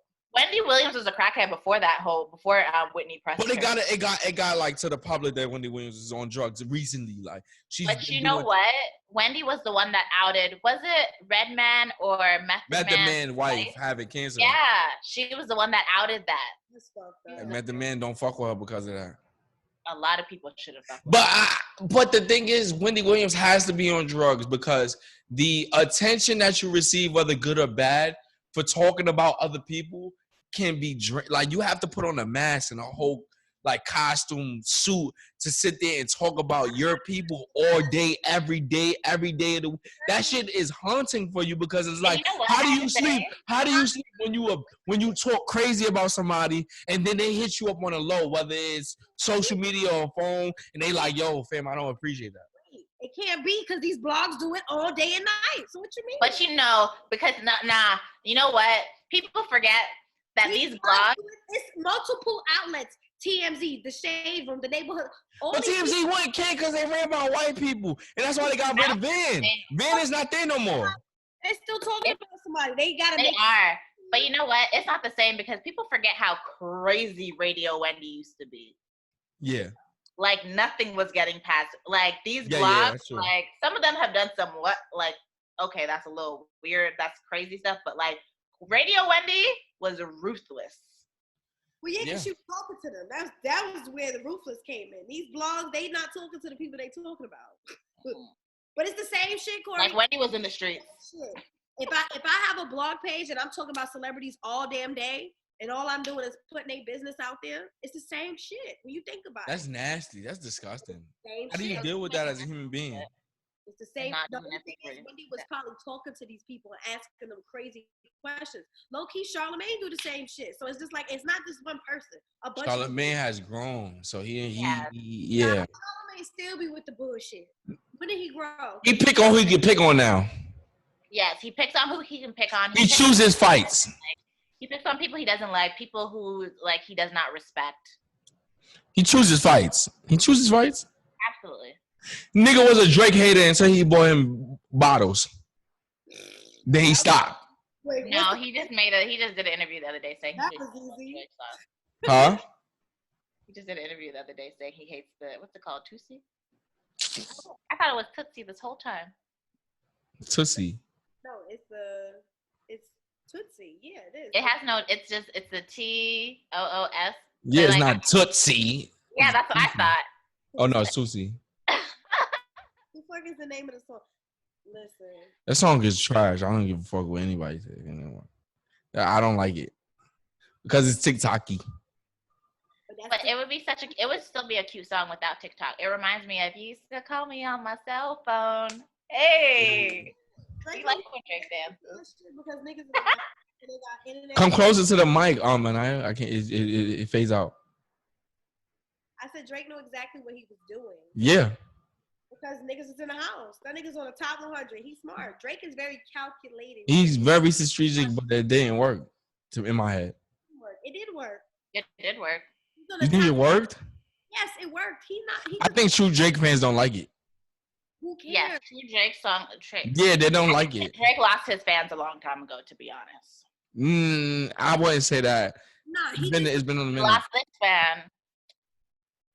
She gone. She doesn't even listen to the full albums anymore. Who? This one. Me. This fan. He lost this fan. I'm still listening. Fuck that. Nah, Drake just threw something at us just to throw out there. He could do that in his career now. He can, like, there's some artists that cannot do that. No. He got something to prove. He does. He actually Drake. does have something to do. He still does not have a classic album. He has to recoup after the Pusha T thing. He has to. I don't think nobody's saying that he's not gonna make money. He's Drake. Nigga could make a song saying A, B, C, D, F, D. He can say the alphabet in one song, and he's gonna make money. But he's still like on some hip hop shit. Hold. On some hip hop shit, he has something to prove. Drake don't got shit to prove because Yes, he does. Who is at his level? Who is at Drake's level? But there is on Drake's level. fuck being at Drake level. Drake loves hip hop. Drake is the only nigga on Drake's level.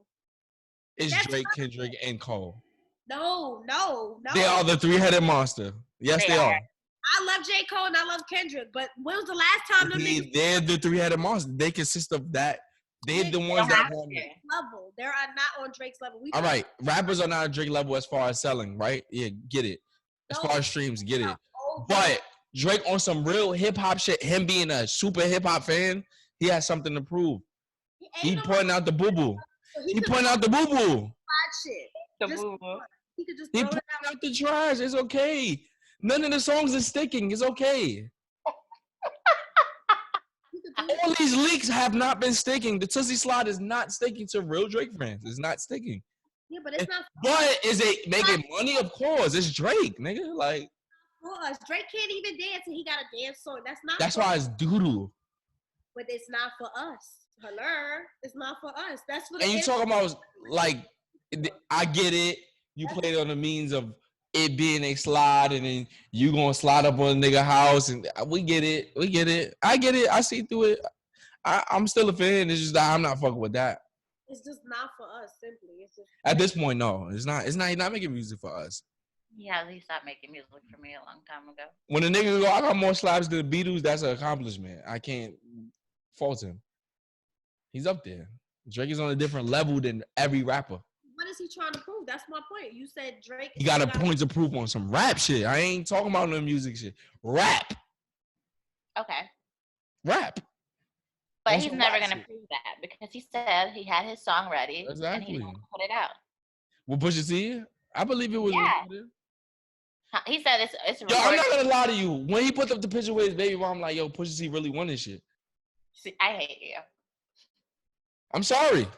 When he put up the picture with the baby and the baby mom, I'm like, yo, this nigga Pusha T really went. But I don't think that had nothing to do with Pusha T though. What? Why would it not? What do you mean? Niggas don't be claiming their kids until they old enough. Chris Brown didn't claim royal until that little girl was about. Because Chris Brown didn't know that was his kid. Yeah, he didn't know. He didn't know. Because that girl passed it off as her other baby father's. Why you think it's a? I'm not trying to be funny, and I'm not trying. Somebody, it was a girl I was dealing with at the time. She pointed out to me, she's like, why royalty and Chris Brown have a weird ass connection? And I looked at it and I watched the documentary that was on Netflix. He didn't know Shorty was like 1.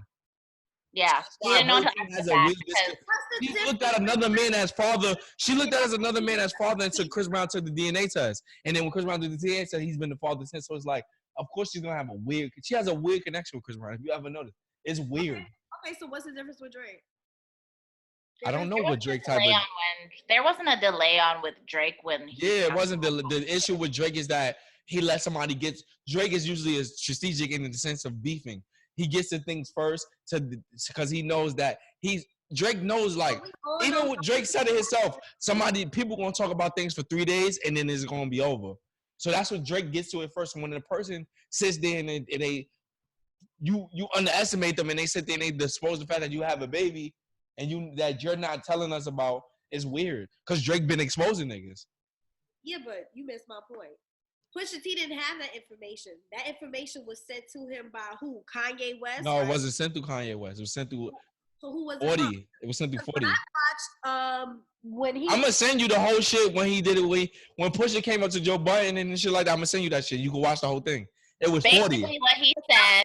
So mad at Kanye when he made the. It was 40. It was 40. It was 40. Okay, 40 wait. So here, let's bring it back full circle. So the reason why Drake thinks that Kanye is the one that told Pusha T is because Drake told Kanye when he was helping him in what's that place they were in, Wyoming or whatever. Yeah, facts. He told him. So in his mind, he's like, that's how you got that information. But Pusha T went on the Joe Budden podcast and said, no, your man's 40 was talking to some chick producer. Know that me and that girl know each other, and that girl told me about that from time. He's like, Kanye never told me that. So it's a result of a girl pillow talking. That information off a bitch you cool with? No. 40, the producer and the engineer of Drake, was dealing with a woman that he was pillow talking with. That's what I'm saying. So you went in with no context. No, the woman just was speaking. No, she just told him out of nowhere. This is before their beef happened. Yeah. I'm just saying, like, you had no concrete evidence on this outside that he said, she said, off a female that you know that's cool with the producer. You're like, oh, all right. That's crazy. It been a Cash Money good music beef for quite some time. My thing is, like, I don't think Pusha T is lying because I think you would say nothing then. Like, why come up with some whole story saying that it was your producer? And you know, the only thing is, the only people that know that whether that's true is the girl, Pusha T, 40, and that's it. Because and I don't think right now on Joe Budden platform and say, yeah, Kanye told me. I don't think that. Well, but he would deny it. He could say it, nigga. He dissed pushed Kanye on the same album Kanye produced. Pusha T dissed him. Niggas say shit. That's what I'm trying to say. He dissed him. You just gotta read into real like hip hop. Like he said, CEOs blinded by the glow is different. Glow meaning the song with Drake and Kanye, that bullshit ass song that they put out. And when niggas get hype because they see another super like Pusha T dissed the nigga on the same shit. So it's like Pusha T and Drake got this weird shit going on. And I think it stems from Drake fucking Kim Kardashian. I'm gonna be honest with you. I think a lot of niggas fuck Kim Kardashian and Drake is one of them. I never heard that before, but okay. But that's what Kiki was about. Kiki, he talking about Kim. Do you love me? And then 9 out of 10. I mean 8 out of 10 on Drake's last album. Scorpion. Your wifey. That's Kanye. A lot of Kanye disses is on Scorpion. All them shits, him talking about people, is a diss to Kanye. Like White Van that's sitting out he's talking about Kanye OD on Scorpion. OD to the max. He's violating Kanye. Drake is just Sicko Mode is about Kanye. He said, sick of these niggas. Sick of these niggas. Sicko Mode is strictly about Kanye. Kanye went off on Twitter about it. Like, I don't think it's fair that you're saying that you're gonna pull up to my house on Sicko Mode. Cause it's about Kanye. Did you see the interview with Kanye? They live like Kanye and Drake live literally down the block from each other. And it's weird because they do this internet beef and shit, but they live down the block from each other. They literally live down the block from each other. Kanye, I was watching an old interview. Kanye was like, you know, sometimes I knock on his door and leave letters. That was what I tell you. It's some real nigga. Kanye said I leave letters for Drake. Like I go to his gate and leave. Like it's nasty. It's nasty. It's disgusting. I hope it ends because it's disgusting. It's nasty. I got it. He ended all his beef with everybody else. It ain't that deep, unless it's that deep. Did he end his beef with Diddy? Yeah. Who? He was on live talking about yeah. Okay. That was over a song. I know, but Diddy hit him. That wasn't very nice. Diddy choked up a lot of niggas. Diddy was about to hit Kendrick Lamar. That's why J. Cole got into a physical altercation with Diddy. I remember that. Yeah. Diddy was trying to like rough up Kendrick Lamar and Cole wasn't with it. Diddy get crazy like that? He's the old gangster. Wow. Diddy had beef with Drake because of the girl. I don't care. Diddy's still fine to me. I just need him to get rid of the like gray and get back to bad boy days with the suits. Old ass to sit down. I'm ready for. When he started dancing, I'm like, yeah. All right. Oh, that's perfect. I'm glad you brought that up. So did you see the video with like Lizzo about the twerk and then it wasn't accepted, quote unquote, and then Drea twerked and it was accepted. But in my head, when I watched it, was the music. Baby girl, when he said baby girl, that was already you to know that no, you're not shaking that ass on this live. I'm just saying. But you couldn't see Drea twerking. Her ass was kind of off the camera. But Yeah. even I think it's awkward because Lizzo's the same age as his kids. So maybe that as well. I mean, outside of her size, I mean, Lizzo's the same fucking age as his son. So that's even weird too. But when you rewatch it, it's the music. The music was like, bitch this, bitch that. And he was like, hold on, we got to turn this shit off and put some better. It was mute. To me, when I rewatched it after, it was the music. Because Diddy couldn't even see that's what Lizzo was twerking. I love Diddy. You do? I really do. His ass. Speaking of Diddy, I seen somebody say that Diddy and Dr. Dre are gonna do one of those IG live battles, and to be honest, I don't think that's a make sense matchup. I think Diddy and JD would be a lit matchup. I think it'd be good just because that's that LA New York shit. We're thinking about like. No, Diddy and Dre don't make sense. I think the sounds don't make sense. Diddy and Jermaine Dupri make more sense. Yeah, like I feel like because Diddy is like Dr. Dre produces the beats. Diddy's more of a like executive producer slash producer, but like more like he's a producer in the sense of doing the beat. He's a producer in the sense like Diddy has I hear this person on this song and he constructed. Like Diddy is an era. When you think about West Coast and East Coast, that makes sense. Yes. Yeah, those are two icons of East City, but we can't. That's how people will pair those up because you got that New York East Coast flavor, and then you got that LA. But nobody's competition for Dr. Dre, to be honest with you. But it doesn't make sense because what am I gonna do? I'm gonna pay one song and then I'm gonna pay California Love. No, don't. What are you talking about? Dr. Dre got mad shit. I know, but I just feel like the sounds are different. Where it's just like it's a weird contrast. Like it's not like a. I don't think Dr. Dre's the one for him. It's just not. I don't think it's because either Dr. one. Dre has been working since the '80s, and it's like it's not a fair. It's not. I just like the sounds are. It just like sonically. Diddy and Jermaine Dupri make sense because you want to get in your Mariah bag. I'm gonna get in my Mariah bag. I'm gonna get in my faith bag. JD brings out Bow Wow. I bring out Biggie. I bring out Mace. Are we really doing Biggie against Bow Wow?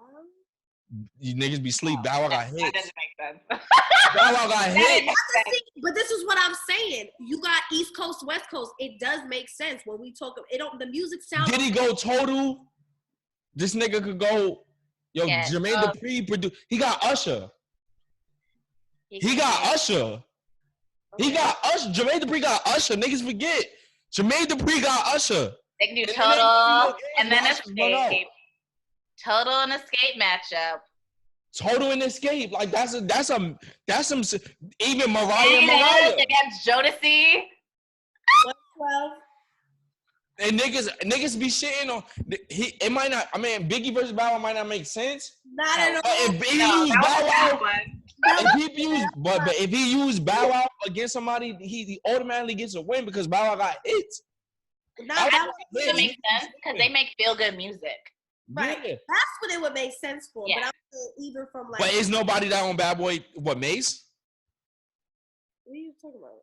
Who would go against Bow Wow at the Bad Boy era of the Bad Boy? Why would we even put Bow Wow up against anybody? But you have to. If you Jermaine Dupri, you have to use Bow Wow. We could really leave him off. You have to use Bow Wow because Bow Wow is a big part of your success. A big part. We could do E5 against Bow Wow. Jermaine Dupri also got Escape. He got Chris Cross. He got Mariah Carey, Usher. Yes. The Brat. The Brat, yes. It's just a fraction. I mean, the Bow Wow's not the biggest. You gotta use him though. How do you not use him? But you don't have to. You don't have to because Diddy also had his hands with a lot of groups. Danity Kane. He don't have to. Danity Kane, Day 26. Biggie, Mace, Craig Mack, G-Dep, Mary J. Blige. Ooh, that's nasty. Yeah, and we proven why Jermaine Dupri should go against Diddy instead of Dr. Dre. That would be a fire. Because the thing is, I was listening to the Teddy one and the Babyface one today at work, because it was on YouTube, and I was like, dang, I forgot that they were responsible for some of these, and it was so nice to like for them to feed off of each other and be like, you had a good one. I wasn't ready for that. Babyface had the Hall of Face records. Yeah, like that's just whew, music, quality But Face music. Records has hits. They'll never understand the quality music Never. ever. That's why But I that's enjoy. when movie soundtracks were like you Was go lit. buy them. What got the best movie soundtracks? Like Waiting Exhale. Waiting to Exhale for sure. Favorite is Save the Last Dance. That is my favorite fucking. I gotta see the track. Maybe Last Dance is a good one. It's Trina's on that one with Silk the Shocker. That's like the 2000 era when people was dancing. It was still feel good music, but it was also like that 90s exit out. That shit was a very good soundtrack. What else Waiting got to a good Exhale soundtrack? was What a other good movie got a one. good soundtrack? Romeo Must Die was a good one. Dr. Dolittle, even that's a goofy music movie, that had a good soundtrack. You know whose TV shows are doing soundtracks? Insecure does a TV show soundtrack, which is really good. It is. The music on there is lit. Wasn't like Weekend on that shit? Who? Weekend. No. Oh, The Weeknd? Whose soundtrack was Weekend on recently? I don't know. I want to say like a few years back. I don't know. Oh, okay. I'm not a big Weekend fan. I can't relate to him. I like The He Weeknd. makes suicidal, depressing music. I just can never get it. He makes very depressing music that I don't get high, so it's like I don't relate That's to it. what it is. If I got high, I would relate to it. I don't get high. I don't smoke weed. I fucking DM'd Party Next Door. That motherfucker read my shit. I was like, I was like, can you get back to the old vibes, please, thanks? Because this new shit ain't it. No. He has some shit on his new shit. I'm not against it. I started listening. You know what it is? Because Anaya doesn't like Drake's second album, and that's what this album is starting to sound like to me. And I love that album. What was it? Oh, Take you know Care? what it is? He's He like, doesn't like the melodic stuff. maybe I don't, but No. You don't like Drake's second album? What's Drake's second? Take Care? Take Care. because it sounds like The Weeknd. That is all The Weeknd shit. Yeah, it is. That's why I don't like it. That's all The Weeknd, like really. That's really all The Weeknd songs, like literally. I know that, but I don't like to hear Drake sing like The Weeknd. That's why I didn't like it. I love Makes that. sense. I like that album. It's very slept on for me, but I do. Every time I go back No, to it, niggas consider Take Care a classic. I Got Nothing was the same. I fucking can't stand Take. Nothing Was the Same would be more of a classic than That's Take Care. Nothing was the same as a classic to me.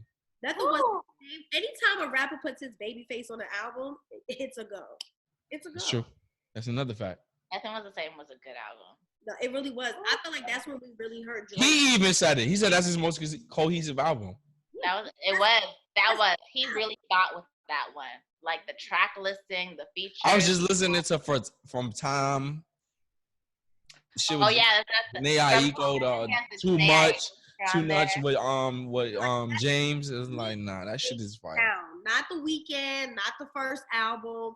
That's Letter was a good one. I don't I think the other slept on albums, if you reading this too late, but it aged well. At first it was like, what the fuck? But then it's like, nah, this right now, if you read it too late, it's good. It was lit because I was lit. Yeah, no, it was lit, and it aged well. It's still listenable. I was on the Drake train already, so I was like, yeah. I'm not listening to Scorpion. I think that's when I fell off. Nah, it was still good. I didn't care for him in Future feature, but that one, he was in his bag. This is when Drake was like pushing out music. He was just giving us shit. Sure. He was talking his shit. He was being aggressive. He was coming at niggas left and right. I was like, yeah. He wasn't on that soft shit no more. I like soft Drake. I like soft Drake because I'm like, you can't even sing, bro. That's what I loved about his first album. The first album was great.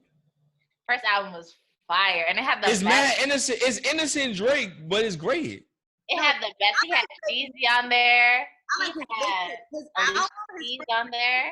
Trash. No, first album was great. Yesterday we were getting high. You weren't invited. You bugging.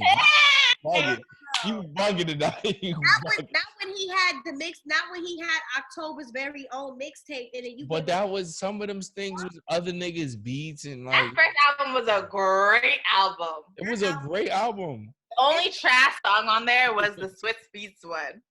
No, Fancy was nice. I hated that song. Fancy was good. I hated Fancy. Fancy came on in the club. It was lit. No, bitches went wild for that. No, Drake had the best features. And you know who he had? He had The Dream on there too. Oh, that was a great album. Dream on? Fuck. What? You felt like when he came up, he had to prove like, oh, I know celebrities. Yeah. He had that. He had that. That was a good album. I want that old Drake back. But I definitely like the IG live battles. Or back. I want the Party Next Door is Pussy Whipped or something. I'm like, nigga, is you Stop doing drugs? I ain't gonna lie. That Savage anthem is OD. You heard that? Yes. On the party. When you talk about Chino Oh, Kalani. wait, no. When you talk about Chino Kalani. No, I haven't listened to that song yet. Listen to. I know, and you told me about that a while ago. I gotta finish. You're talking crazy on that song, bro. Poor Kalani. Poor Kalani.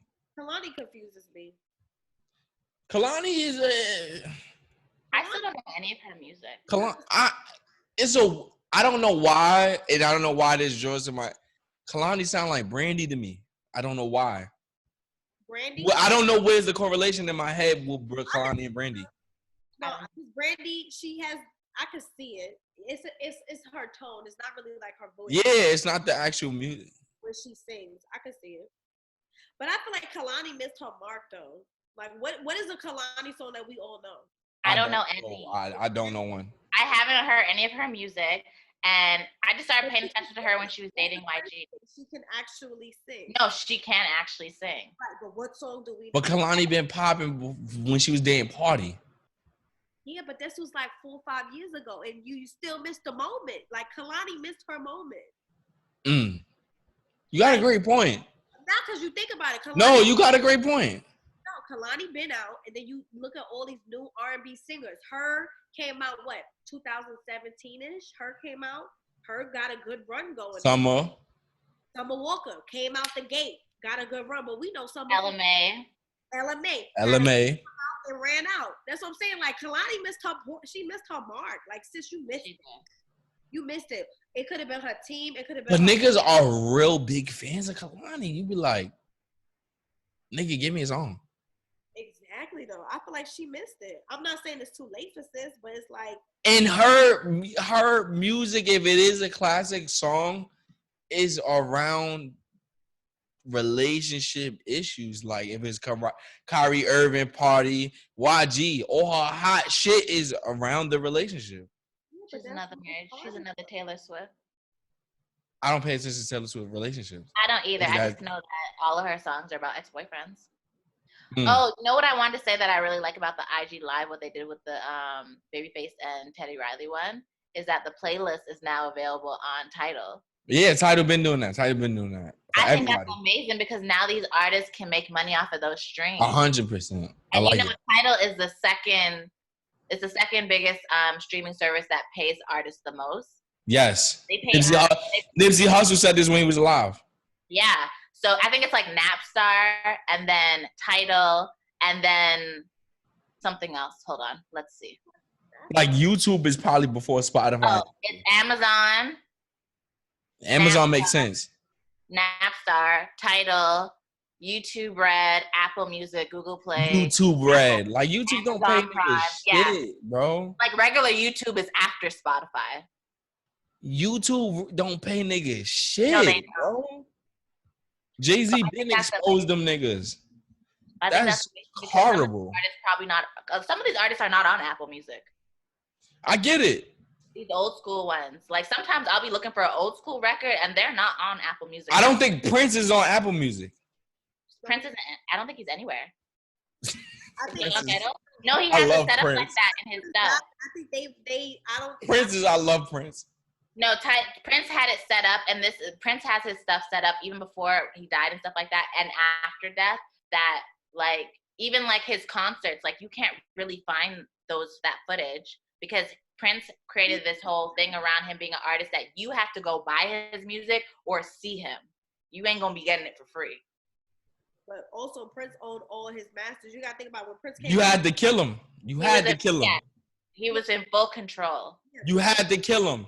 Prince was also playing every instrument, and I watched the documentary where they talked about Prince also registered his name under a fake name, and he was writing for people. So, nigga, he registered his name as the artist. No, oh yeah, because he didn't own his original name. Yeah. No, but I'm saying when he would write, he wouldn't have it under Prince or his name. He would have it under a Prince was a fucking G. Yes, Like a genius. Prince was going to do he was going to redo all his songs under the name the artist just to have ownership. Yep. He was not Because playing that's what with TLC me. had to do when they came out with that TLC movie. They had to re-record all their songs and then drop it to make money off of that album that they put out. Oh yeah, the last one, right? Yeah, because they actually didn't own any of their old catalog, so they re-recorded it. That shit was It legendary. don't blow your mind that a lot of these like R&B singers just don't write their own shit. It blew my mind. No, because you gotta think about it. There's people that's artistic. That's like, for me, example, if I'm a good writer and you're an artist, you may not have the ability to articulate your words. No, but so then how would Beyonce be a I'm not trying to dethrone her. How would Beyonce be a GOAT if niggas wrote her shit all the time? They do. They do. But the thing with Beyonce's dad used to sit here and bully people into when what do they call it? The scales or something like that at the end of a record when you start breaking down who gets what percentage and who gets like writing credits and stuff like that. Yeah. Her dad they used to pay writers and he used to bully them so that she can get writing credits. Right, but we know Beyonce can't fucking write shit.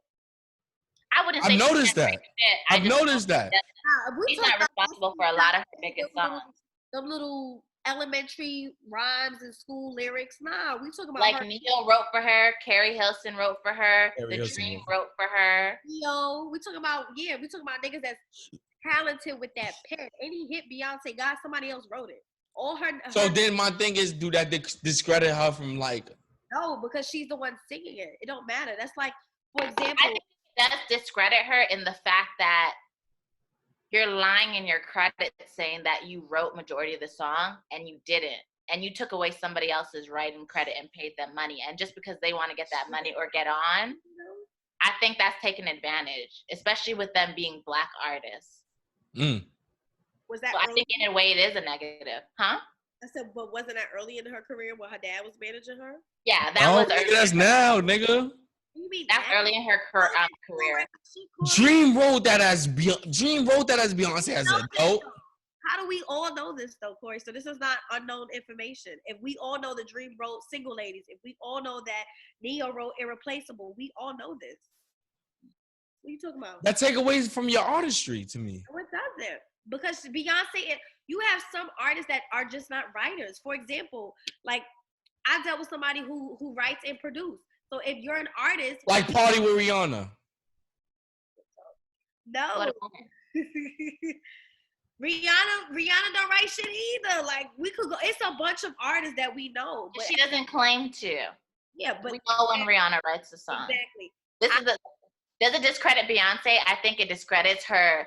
This is the thing. I feel like they did what they could.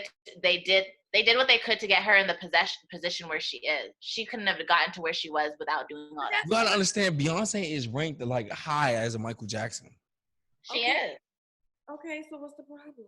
My thing is like, how do we, like when we rank rappers, we put the niggas that wrote their shit. Different though. That's when you gotta think about it. When we originated hip hop and rap, that was people at the parties getting on the mic freestyling. So rap is a total different conversation. Okay, we expect you to come off the dome and say some fire shit. Now singing, that's a talent. That is totally separate from rap, because rap is an artistry that you can enhance over time. And to be honest, who looks at Beyonce and says, "Oh, she's an amazing writer"? I think people look at Beyonce for a great performance. Performer, right? That's what we get. Okay. So I feel think about Whitney Houston. People used to call her the voice. Right. No songs. Right. So we know this. Look at all these Teddy Riley and Babyface. Babyface had half of Tony Braxton. He wrote that shit. So it don't take away. It's just more so like, and let's just say if I'm a writer and you're an artist, we sit in a session and we have a conversation, I can articulate what you're trying to say better than what you can. And you're the machine who's pushing out the message. So should Babyface be ranked higher than Tony Braxton? No, he is in a certain sense. When we talk about writers, yes. Like Missy Elliott, she won an award for a writer's, like she. Yeah, what is it called? ASCAP or something like that? Yeah, ASCAP. Yeah. So yeah, well we have those. BMIs and ASCAP. But I feel like you gotta know music to know who's writing what for who. Because I knew that The Dream wrote a lot of shit, and the way the Dream is because of Nivea. Nivea taught him how to write music and articulate certain shit. So even Nivea, she's a great writer. I think that if you're listening to music and just think who's in front, then you're not gonna realize music for what it is. Neo wrote "Let Me Love You." And that's why a lot of these artists, these singing groups and stuff like that got screwed over back in the day because all they was doing was performing and singing. And that's it. They wasn't writing none of their shit. Exactly. They was going in the booth with a piece of paper and somebody was telling them what to do. I ain't gonna lie. And look, I'm not a defender of them. Yeah. If niggas want to go, if the nigga was out of jail, if niggas want to go hit for hit with R. Kelly, you niggas would lose. No, that's a fact. Because R. Kelly. You niggas will. There's nobody that in the R&B field that could go hit for hit with. Y'all remember whether he wrote it or whether he sang it, you can't go. You remember the Trapped in the Closet series? Nah, R. Kelly's a weird, fucked up nigga, but he's talented. Talented as fuck. I didn't know he wrote Maxwell's song, Fortunate. He wrote some, I was like, what? It was like, oh. He wrote B2K shit. He wrote a lot of shit. R. Kelly was the GOAT. He wrote like Aaliyah's first album. Yeah, we know that. That's why Aaliyah's album is on fucking Apple. But niggas can't go like, oh, I go 2020 for R. Kelly. No, you would not. You would shut down your IG and go home. Like you cannot. Although music is not what it used to be. It's not where you sing it right. Who could go? Who's an R&B act that you feel like you want to see? That's even. Or it's not even. You want to see if they could go there. Go where with who? I'm just saying, like, let's say. Like catalog? Yeah, let's say a lot of niggas feel like niggas can't challenge Usher, and I feel like I got somebody that can challenge Usher. I would like to see Mariah Carey, but Ooh. Mariah Carey says she's only doing one by herself because that's the only one that can compete, honey. Oh. It's a fact, though. Somebody put it on Twitter and she reposted it and said, whoop. It's a fact, though. Who the fuck? Are we talking about singing? If we talk about songs, if we talk about albums? Hits. We could go hits for 30, 20 hits for hits. Not features. Or 20 good, you know what I'm saying? I feel like, I'm going to be honest. Niggas can't go, I'm going to be strictly honest. I'm going to be blunt. Niggas can't go 20 hits for hits with Chris Brown. No, I don't think niggas can do it. He has so many songs. Because there's too many songs. At one point, had so many fucking features. It was like Chris Brown was on the radio just as much as Drake was. I feel like exactly. Drake ran the radio at on some R&B shit. Some R&B shit. We not talking about what a trap beat. Niggas really can't fuck with Usher. To be honest. Because he could just play Confessions and whoop your ass. Confessions was such a good album, but what was the good album after that? He had hit singles after that, but he was good albums after that. But I'm saying like the first album, the shit what you making me wanna My Way, A701, A701. My Way video. That was an album. That album was an album. Yo, listen, Tanisha, look. My Way, A701 and Confessions is whooping niggas' ass. It's whooping niggas' ass. That's when he was on Moesha. Usher's whooping niggas' ass. So it's like, it's hard. Like, it's hard for R&B to do it. He had a good little run. He did. Jaheim. 20 or 10? No, 10. But 10? But I'm saying he had a good album. He had a good little run. Jaheim versus Tyrese don't sound too bad in the 10. Tyrese. So Jaheim versus Tyrese don't sound too bad. And a 10 off. And a 10 off. And a 10 off. A 10 off. 10 off. 10 off. And a 5 off, nigga. I don't even know about Tyrese. No, Jaheim got a good 6'7", bro. Jaheim got a good 6'7". Jaheim got a good 6'7". Tyrese got 3-4 songs, nigga. Sweet. Hold on, all right. How many Tyrese songs do we know, nigga? All right, hold on. The Zodiac Signs. Sweet Lady. Sweet Lady. Fuck. What's the one where the girlfriend dies or leaves him? Oh man. I'm picturing the music videos. You know what I'm talking about. How you gonna act like That's the one I was thinking about. three fucking songs. No. Whoa. No, Tyrese got more than that. What? Oh, let me search. Yeah. I don't remember by heart. Tyrese got 3 good songs. This is why we need more IG live battles to take us back. I said 3 or 4. That's what I said. 3 or 4. That's what Tyrese That was got. 11. Lately Was a good one. I told you. What am I going to do? I don't know that song. That's 4 songs. Can we count the best man I can be?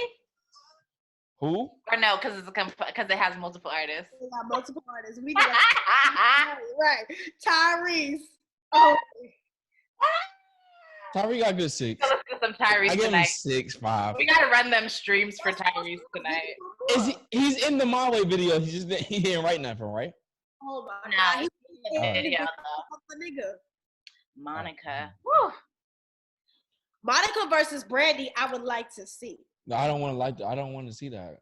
I do. They They're got gonna fight for real in real life. They already fought in real life. We don't need that. They just gotta be petty and play songs to press play. They could have shades on. They don't know how to do that. They don't know how. Them two don't know how to do And Monica is ghetto, okay? She's a real life gangster. Yeah. She's packing. I would love Gun in her purse. I would love to see that. For the culture, I would love to see Well, remember they came back together to tour and then they got into issues right after that. Women who would I like to see? I would like to see Brandy and Monica. There's nobody to compete with Nicki Minaj. There's nobody to compete with Missy Elliott. I don't know. Them two, I want to see niggas compete with them two. And I don't think it's nobody. It's nasty. Like I think that's an automatic scrape. Missy Elliott is an automatic scrape. It's like, who the fuck? I don't think there's anybody that. And even Mariah Carey is nobody to compete.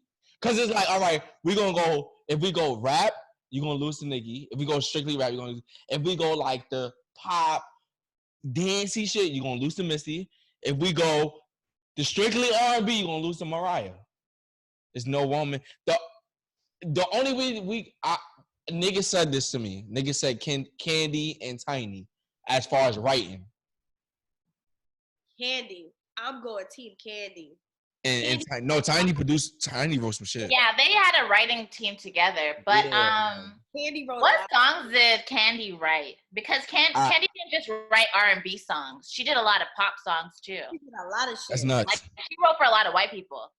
That's nuts. I ain't gonna lie. That's nuts. Nah, Candy writing is not to be. That's why I'm saying I'm just like, I don't know, like, just because she's not in one genre with her writing.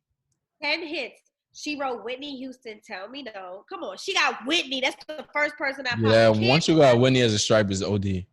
So she got Pink, There You Go. Look it. But when Pink first came out, she wrote that. That's crazy. Destiny Child, Bills. NSYNC. She wrote that? Yes, I'm telling you. I remember she used to write for NSYNC. Go. Like, She used to write for NSYNC. That's what I'm saying. I'm like, she wrote stuff for so many genres. She wrote Usher, Pop Your Collar, Mariah Carey, Ex-Girlfriend, Alicia Keys, Jane Doe, Boyz II Men, Good Guy, TLC, No Scrubs. Come on. Maybe Alicia Keys could go up against Mariah. Not vocally, but maybe writing.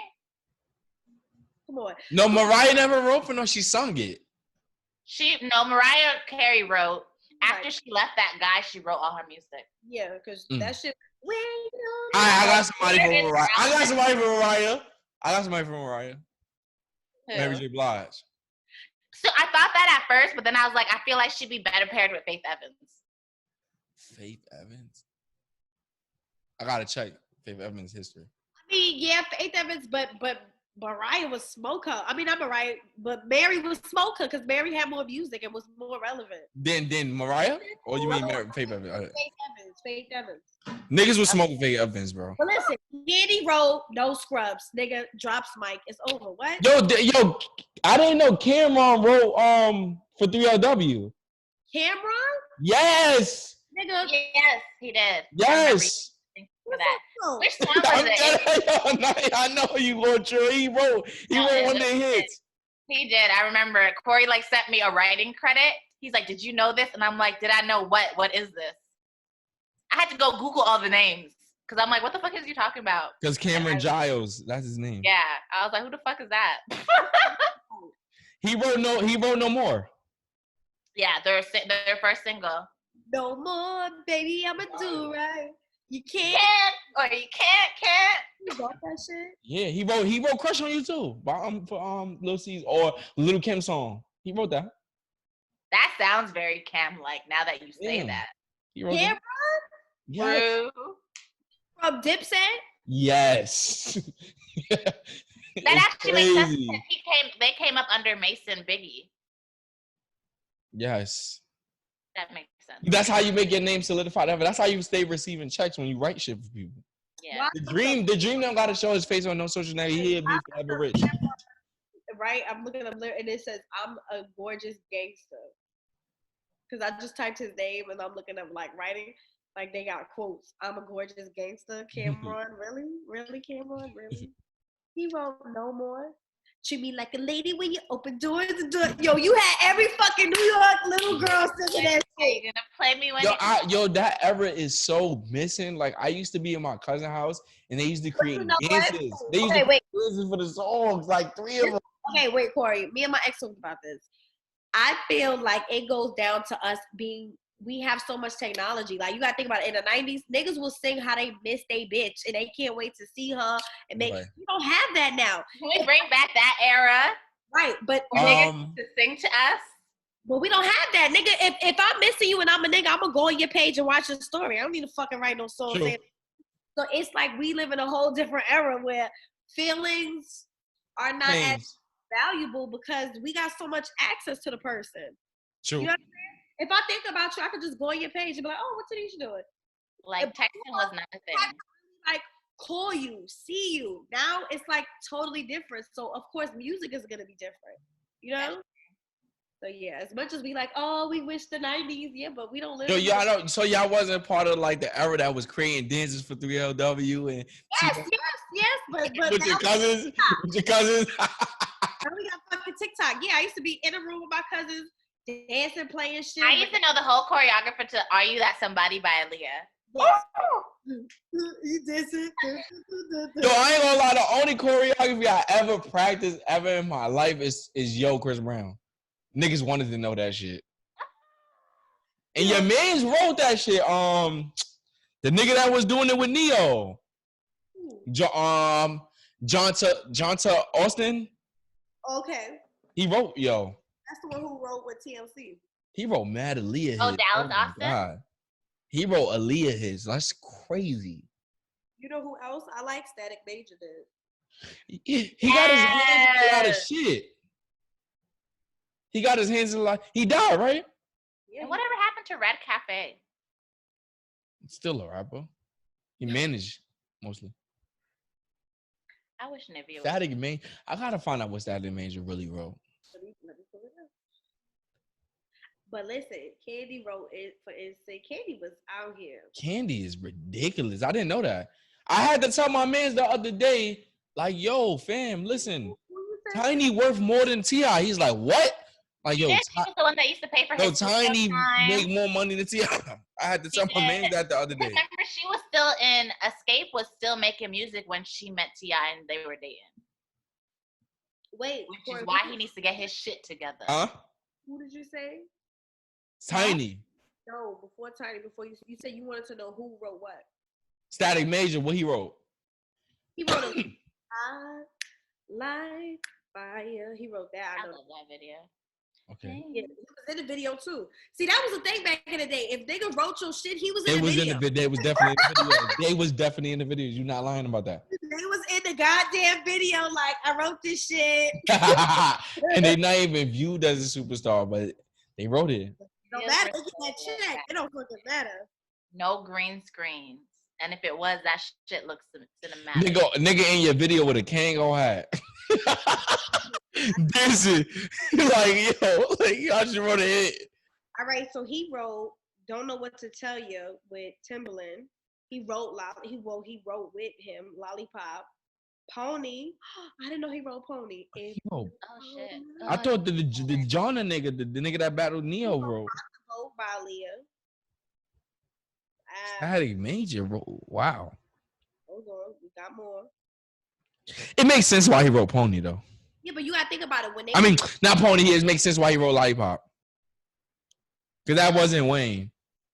I mean, Yeah, No, I it can tell wasn't. you the biggest Lil Wayne fan.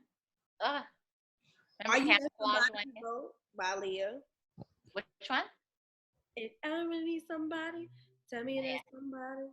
Yo, Leah had his for a short. And that one was on the Dr. Listen, Doolittle when they was soundtrack. coming up, they all lived in a house. Yeah. So J1, Timberland, they all lived in a house and they all worked together. So that's like if we all lived in a house, we gonna all work together. So if I'm singing, you writing my shit, Tanisha producing the beat. Now we're gonna work on the next person. Now we're gonna work on J1 shit. Aaliyah gonna be in the video. Missy gonna write some shit. You gonna sing this in the back. They all work together. That's why they all move.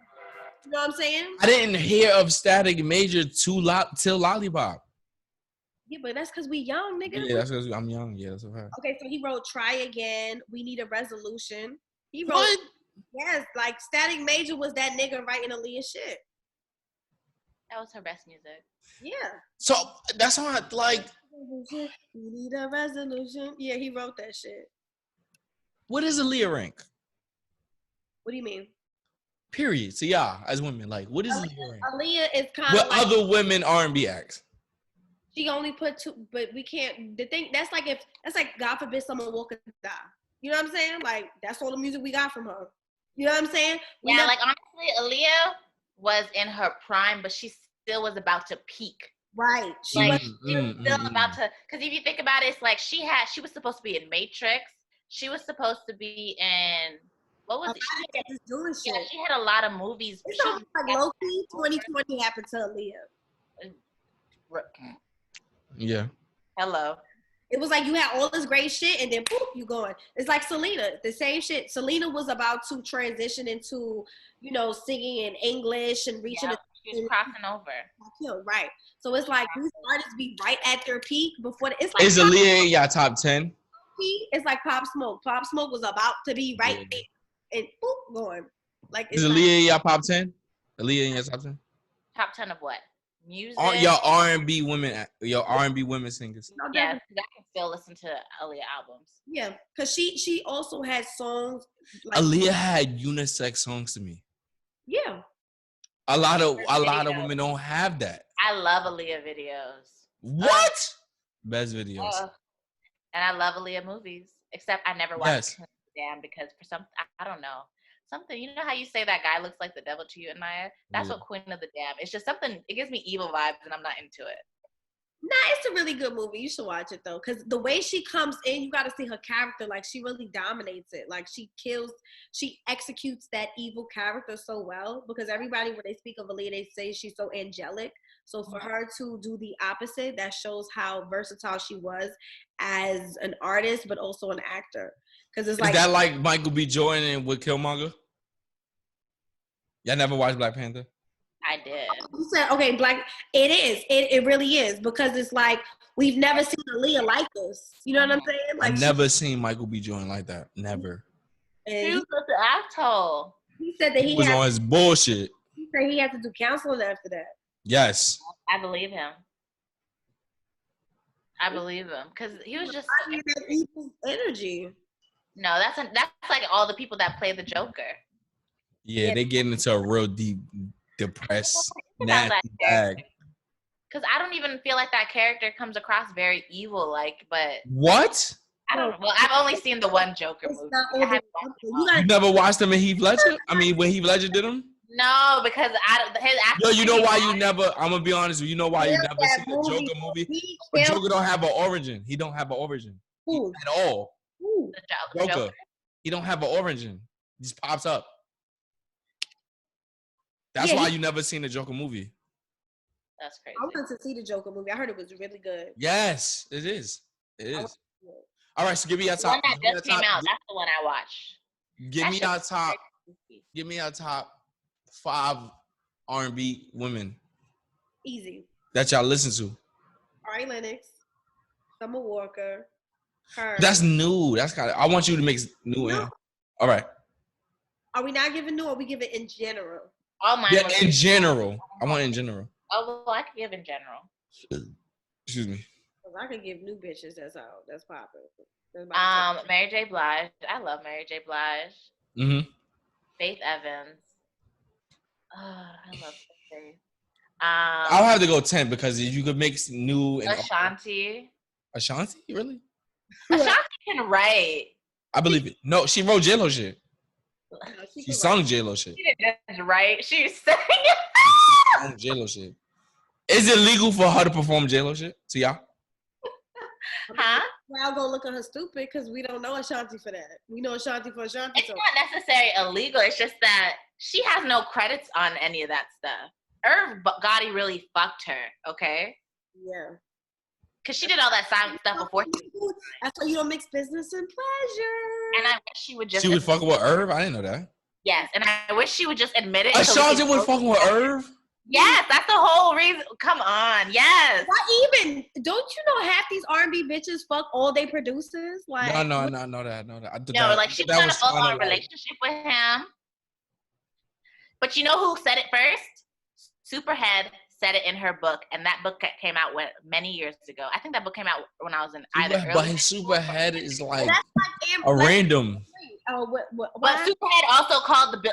She also called the Bill Cosby. Fucking they producer. Superhead also mentioned the Bill Cosby. I know that, but I didn't know Ashanti was fucking with Irv Gotti. She was. She said in the book, she's all like, Ja Rule. You know what? Now you shut me up. What? Summer Walker in London is a perfect example. I don't have no comeback. But they act like they not in a relationship and be on that. Like when you doing music, it's like Lauryn Hill. I got an example in which I should have understood the standard, but it's too outrageous. It's like insensitive for me to say it. What? Aaliyah and R. Kelly. I got it. Aaliyah and R. Kelly.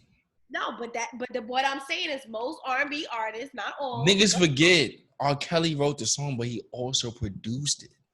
That's nasty. Exactly. So what I'm saying is most R&B artists usually be fucking they producing. That's how they get on. They probably in a relationship. Ashanti and Irv Gotti, it was a thing. Oh, you should just sing. It was a thing. I didn't know that. It wasn't popular, but people behind the scenes knew. And then at some point, and you know what, to be honest, my theory is the reason why she never claimed Nelly, because she's the one that didn't claim him. It wasn't the other way around. It was her that wanted to keep him. Oh, he claimed it. Yeah, he claimed her as a motherfucker. Yeah, but I think there was overlap. Okay, what do you mean by that? Which is why she wanted to keep it a secret for a while. What you mean by that? She was with Nelly for 10 years. The beginning. Yes, she was Nelly. Damn. There was an overlap there. And it's funny because Irv Gotti has been saying this for the last few years. He said it on Wendy Williams. He said it on Funk Master. Well, he said exactly, or insinuated that. No, he didn't say insinuate. He said me and Ashanti used to fuck around. Everybody knows that. That's Irv Gotti. Irv Gotti and Dame Dash is the same nigga in a different body. Look, I just wish she would come out and admit it and let it go because... like, nobody cares. And he says it, and his wife says it, that it wasn't happening. He was legally married, but him and his wife were separated and living. Remember when Irv Gotti had a whole TV show? I remember in the TV show he was cheating on her. Yeah, so it's just like, she didn't break up his marriage. His marriage was already done and over with, so I don't know why she just doesn't say, it is what it is. I was young. We was in a relationship, and let's keep moving. I guess like, nobody really cares. I'm not going to lie. Boning early Ashanti is crazy. This nigga's crazy, bro. Nigga makes business and pleasure. That's crazy. But that's a lot of producers. That is a lot of producers. Exactly. That's what I'm saying. These producers could just be seeing a cute girl and they'll make that artist into an artist. Like, you be thinking like, oh, they don't even sound that great. But it don't matter because the song is so good. The beat is so good. Like, it's not hard. It's just not. Like, A. Marie, she was fucking her producer. That's how Ryan Leslie. Or Ryan Leslie was cast. Stop playing with me. Exactly. Like, A. Marie was fucking right. Yo. Cory, y'all trying to tell me that A. Marie was fucking Ryan Leslie? No. No, I meant Ryan Leslie was with Cassie. Yeah, like how the fuck did Cassie get a singing career? Come Who? on. Cassie. How the fuck did Cassie? Who was the producer? Ryan Leslie.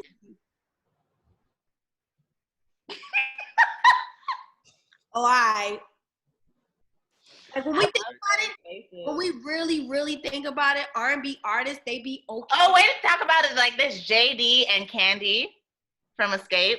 I don't know. I'm gonna be honest with you. I didn't do my history on the R&B shit, so I didn't know where Candy came from. She came from Escape, and she was while she was in the group. It was her, Tiny, and who? Latasha Smith. I think that's her last name, and the other girl. They were sisters. Yeah, but Candy was fucking with JD when she was at Escape, and there you go. There's another one. So hold on. You look at me in my face, and you're telling me that Ryan Leslie produced. Oh, remember Dallas? Hold on. Brian Leslie produced me and you. Yeah. Brian Leslie produced me and you. Yes. And he produced Long Way to Go. Yes, that's all him. Nigga, you want to pull it up? That's crazy. That's like me fucking with a producer and all of a sudden I'm a singer. Come on, like if the song's great, the beat's great, and I just got the look. Yeah, that's how half these bitches got put on.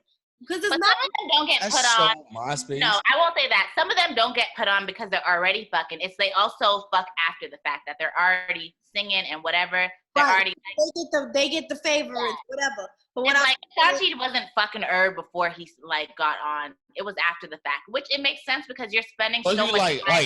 like Dirt and Rain on Me. Her first album.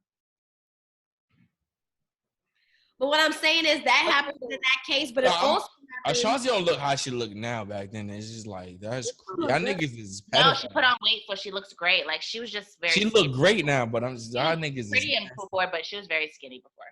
But she was very young when she came on. Yeah, she was like what, 19, 18? Yeah, Sister was like 13 in the fucking video. barely hit puberty. Right. But yeah, dang, we can keep going. Dallas, Austin, and Chile. Right. You gotta Who's think Dallas about this. Austin nigga? I know of his name, but I don't know him. He's a writer or like. Chili ever put out some solo shit? I don't care then. But what I'm saying is, but when they were in TLC at the beginning they're stages, around each other. Like that's just what it is. That's like Salt and Pepper. Salt and Pepper got a baby with the dude that's from that rap group. Naughty by Nature. Yeah, so it's Church. They got a whole kid together. She don't got no sense, but they have a whole kid together. Look at Cory. He looks so disappointed. I'm disappointed. You want us to name some more, boo? Right. Cassie and Ryan Leslie, you're still on that. To you. I fuck with Ryan. I thought Ryan Leslie would be a good matchup for certain niggas. As a songwriter. Yeah. Maybe The Dream, maybe. I can see The Dream. Maybe The Dream. I gotta find out what Brian Michael Cox wrote because a lot of people are recommending him. Oh, he did a lot of stuff with Bad. He wrote a lot of shit. That nigga's a goat. He wrote. I ain't gonna lie. What's that song? He was like, if these falls. What the fuck? I got his face in my head. Something with Michael Jackson. Why I can't think of his name now? Let me pull up.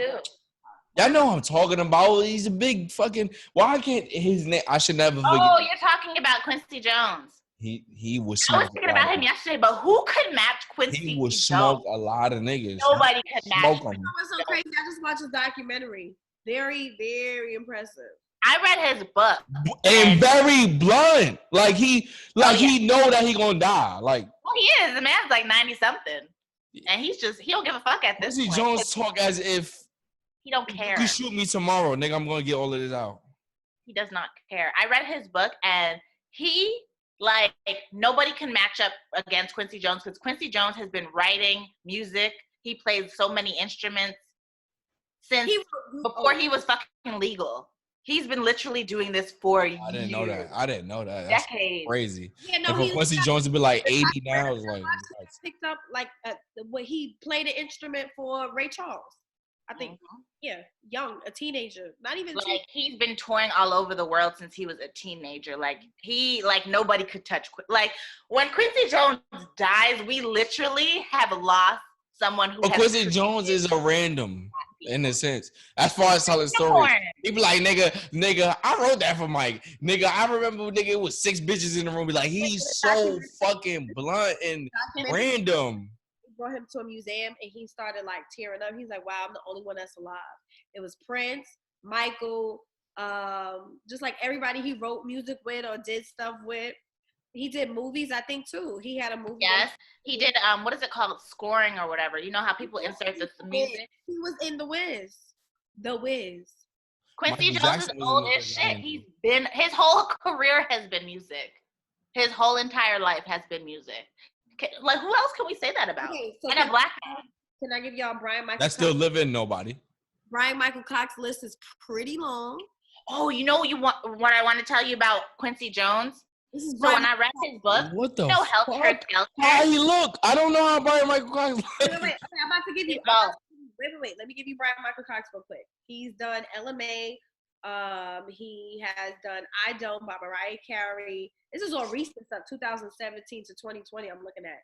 He wrote for 112. Okay, let me go back to his older days because this is only 2008. I'm in 2007. Let's. Yo, them niggas that be writing songs. How long nothing. This is Brian Michael Cox. Okay, let's see. They have credited for him. I know he did a lot of Mariah Carey stuff. Rainbow, Mariah Carey. He produced that album. Jagged Edge. Because you gotta think about it. Brian Michael Cox and they work under So Def. I met both of them, so they both work under So Def. So you gotta think about it. If you're a producer, I'm a producer. We're gonna work with this one artist. We just collabing. So he's done Mariah Carey, Jagged Edge. He Can't Love You by Jagged Edge. Let me see what else. The Brat, because they all under So Def. Tony Braxton, The Heat in 2000. Let me see. Funk Master Flex, Mixtape Volume 4. I don't know what that's about. Tamar Braxton. Is Tamar Braxton lit? I don't know. That was probably her first album that she ever came out with. Not the Tamar we know, but back in the day when Tony was first. Because when I didn't know that Tony even had fucking sisters back then. We signed as a group first, but then they only end up liking Tony. Yeah. I didn't know that. I don't know. And then Tamar came out with the solo album, and then the sisters came out with something, and then that was it. And Tony had her career. Bounce With Me by Bow Wow. That's what? All About You, Usher. Ludacris, Word of Mouth by Brian Michael Cox. He's very versatile. Two Could Play That Game. The Wash. Stranger in My House by Tamia. Janet Jackson, Someone to Call My Lover. Nigga got Janet Jackson. Brian Michael Cox is lit. When I met him, I was like, yeah, that nigga's lit. Let me see who else. Nivea, he's done work with. Maxwell, Lifetime. Bow Wow, Doggy Bag. UGK, Dirty Money. I was trying to be like, Bow Wow can go. He got hits. We be shitting on Bow. He got hits. We know this. He did 8701 with Usher. I'm Just Cory. Remember Cory, y'all? Yeah, Cory sang. He was on Cory sang. Dark skinned nigga with the light fade. He sang. Fuck. He produced "I Care for You" by Aaliyah. Drew Hill. Nivea, Don't Mess With My Man. That's Brian Michael Cox. Don't mess with my man. I'm the one to bring it to you. Got my girls. He got Birdman, Baby, Walked Out of Heaven, Ultimate, Tony Braxton. Walked Out of Heaven by Jagged Edge. Yeah. That was such a good song. I'm trying to tell you, Brian Michael Cox. The Senior. Walked Out of Heaven by Jagged Edge. Dave Hollister, Real Talk. Let me see. Little Mo, Meet the Girl Next Door. Latif, Love in the First. Jagged Edge, Mariah Carey, Bringing on a Heartbreak. Monica, After the Storm album. That was such a good album. Yeah. Let me see. Tamia Still. You can't compete with nobody. Nobody. He gotta go against Babyface. He gotta go against Babyface. Free Yourself. Go Free Yourself by Fantasia. Destiny's Child Fulfilled, he worked on that album. Confessions, he worked That on was their best You worked album. on Confessions? Yes, I was okay. When I met Brian Michael Cox, he literally sat there and we talked. They talked like we was talking about it. He said that that's actually Jermaine Dupri's storyline, and they would sit in a room for hours talking, and then they start writing. That's how they came up with Confessions. Yes, Brian Michael Cox is that nigga too. Don't sleep. Don't sleep. Burn. And that don't mean he produced. He could have helped, co-produce, whatever it's called. The First Lady by. He was on the Emancipation. I can never say this. Mimi. Emancipation of Mimi. There you go. He worked on Exapation of Mimi, something like that. I can never Emancipation. Emancipation. I can never pronounce like that. I'm struggling with that. He's a producer on that album, the Breakthrough by Mary J. Blige. Shake It Off. I gotta shake it off because that's him. You know it ain't the same when you come on. Yes, like Brian. Like I'm only in 2005. He did Chris Brown. Let me see who else. The Prince of Fame by Bow Wow. The Makings of Me by Monica in 2006. The Hits with 2000. The Evolution of Ciara in 2006. You gotta think about it. Atlanta. That Promise. Huh? That's when she came out with Promise, right? The Evolution. Just want to. What's Promise? I just want to. It's when she broke free, and we're like, okay, Cece. Danny Kane, Ride for You. I remember he. I remember I that don't one. remember Danny Kane. Brian Cox was on the show. Remember when they was doing the show? He was on there. I'm telling you, this nigga's the GOAT. He got Reflections, Mary J. Blige. He got LaToya Luckett. He did it 2006. LaToya Luckett is the fourth member of Destiny's Child. Yes. The first time. Okay. Yeah. Enough Crying by Mary J. Blige. He did Fantasia 2006.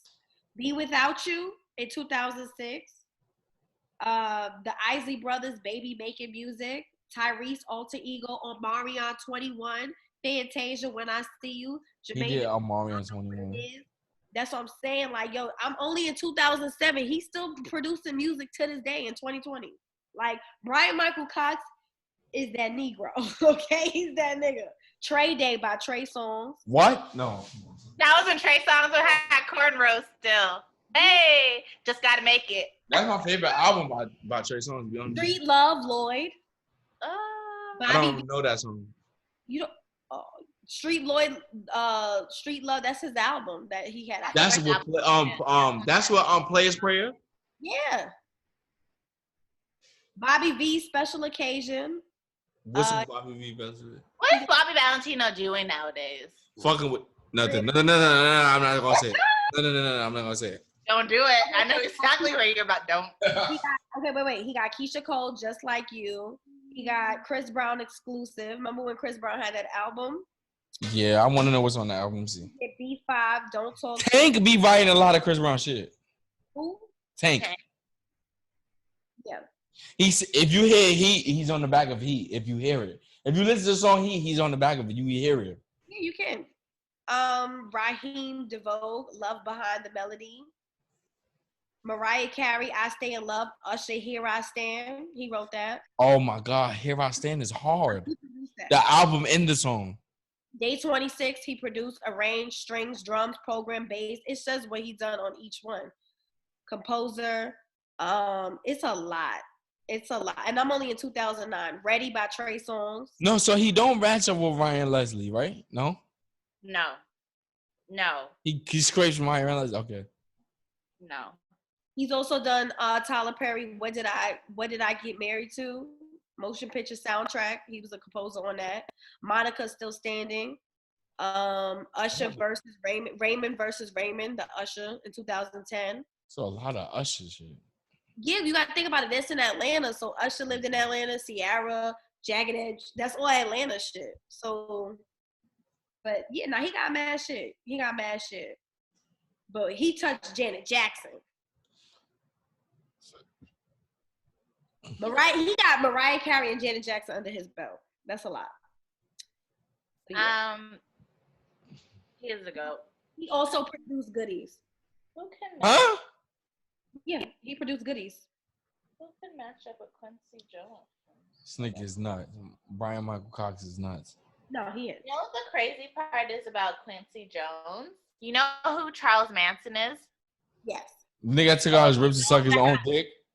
No, that crazy motherfucker. No. Nigga that took out his ribs to suck his own dick.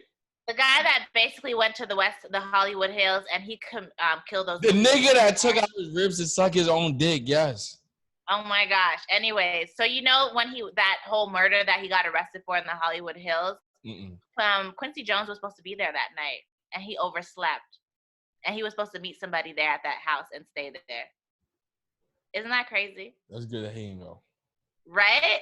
We wouldn't have had music would not be where it is today. Crazy. Without Quincy Jones. But they killed everybody. They killed a pregnant Quincy Jones is very flagrant out the mouth. You said that? Quincy Jones interviews is outrageous. You nah, that nigga didn't just say that. He be like, yo, I watched him do the video, the interview with Khalid, and he was like, you 21? Nigga, I remember when I was 21, nigga. I remember when Mike was 21, nigga. Nigga, we was doing coke. Like, you be like, this nigga serious? Like, you be like, yo, he ain't just say that. No, that nigga said that. He reminds me of the Gregory guy. What's his name? Huh?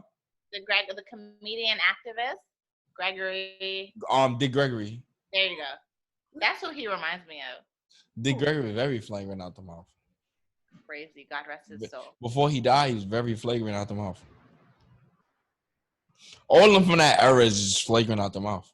Because you've lived so long, your career, your flirt, like what can anybody really say? There's nothing that quick. Nah. Who's gonna blackball him? Nobody. White people like nigga, I produce shit for Mike. Shut up. White people cannot touch Quincy. Mike. He worked with. Yo, niggas be trying to sleep on these rappers. These rappers be buying chains, and these rappers be buying this, and I be like, yo, listen, I watched a video with Mike recently. Mike was buying fucking paintings for $300,000 lightly. Like, yo, I have that in my house. No, get that. I'm like, $300,000 for a fucking painting. Okay. Mike was nuts. And then he bought the Beatles catalog. Remember we were talking about that? Yeah, Mike owns Beatles catalog. Yeah. And he did that off of the fact that somebody just mentioned it in a random conversation with him. Somebody, the people didn't have enough money to even own publishing, and they offered it to him and Paul McCartney.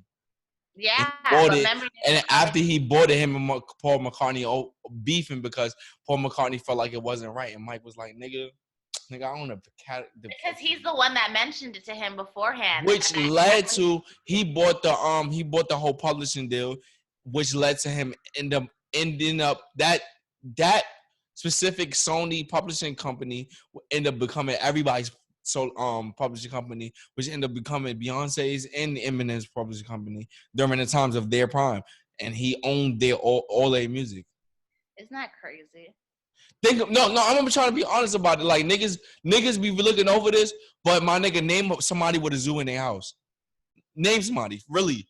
Like that costs a lot of money for the animal maintenance, the food maintenance, the trainer. Nobody got a fucking zoo in their house.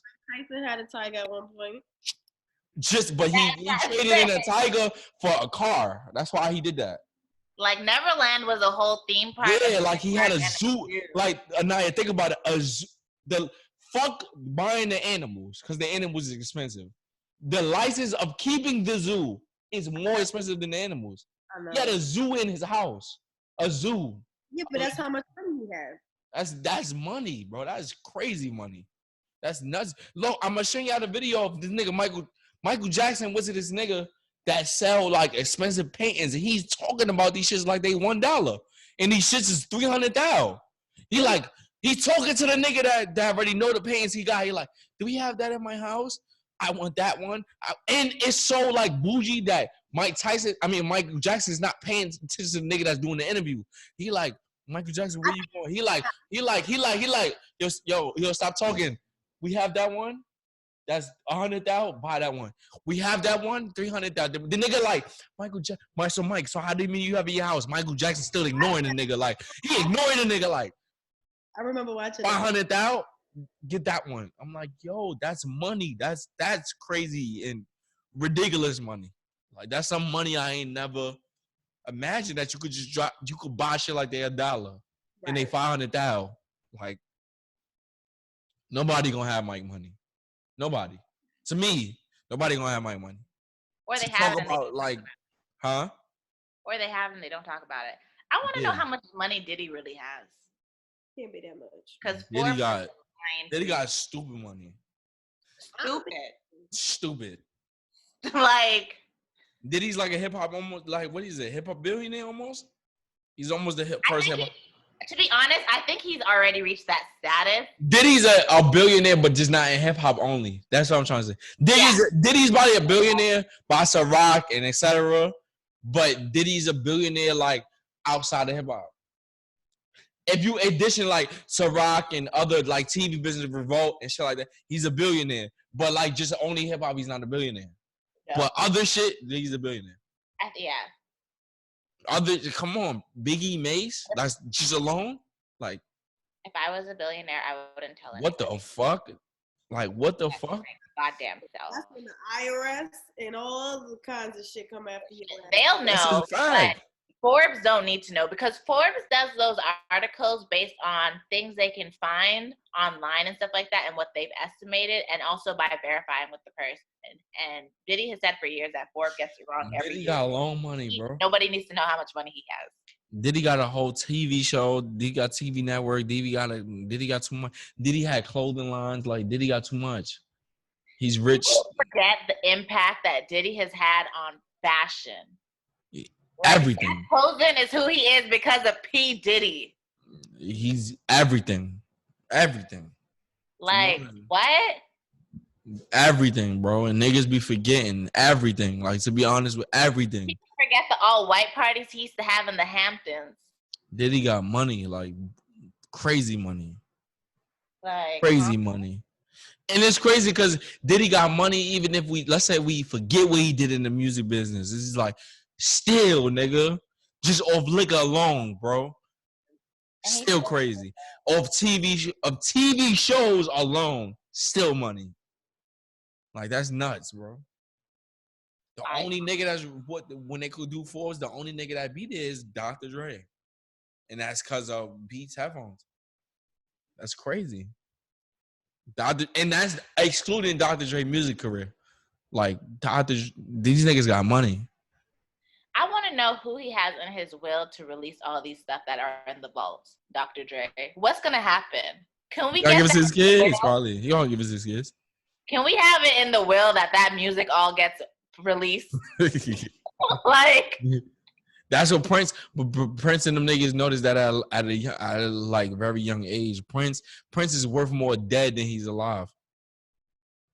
That's why he had to go. Prince is worth way more dead than he alive. Prince has unreleased music of. Prince was so rebellious that he literally wanted to do Purple Rain as another artist and re-release it. But he did it as Prince, but then he came back as the artist. Oh, like, the artist formerly known as Prince. Yeah, formerly known, and he was going to do Purple Rain again and re-release it. Prince is worth way more. Prince has like 1 million unreleased songs. I'm sad he didn't have no kids. I'm surprised he don't have no kids. Remember, he used to be. Niggas be joking on like, oh, the metrosexual men, but it's like, a lot of moms would fuck Prince. Prince had bitches. A lot of our moms would fuck Prince, whether how he look. A lot of Prince moms had bitches. I'm gonna pop pussy for Prince real quick. Yo, remember he was a lot of women will pop pussy for Prince. That she used to have to go to sleep with her makeup on because he would call her out hours of the night, and if he called and told her to get ready, she had to be ready in 15 minutes. That sounds like Prince. Doesn't that sound crazy? She's like, I'd have to go. But that's because times was so different. Like, I'd have to. But my nigga, but they be joking on these feminine niggas, and they be these feminine all into they self niggas, and they be like, yo, these niggas was popping back. The Isley brothers, how they used to dress is like, yo, these niggas popping back. These niggas are, bro. What James Brown was shooting niggas. He sure was. Niggas be trying to. James Brown was shooting niggas like legit. They got James Brown was a wild nigga. He was. He was a wild nigga. Like, niggas be trying to joke. Like, these niggas was yeah, they look feminine to you, but these niggas was very mad if it come to beef in the streets. The niggas would shoot you. These niggas will shoot you and perform their song.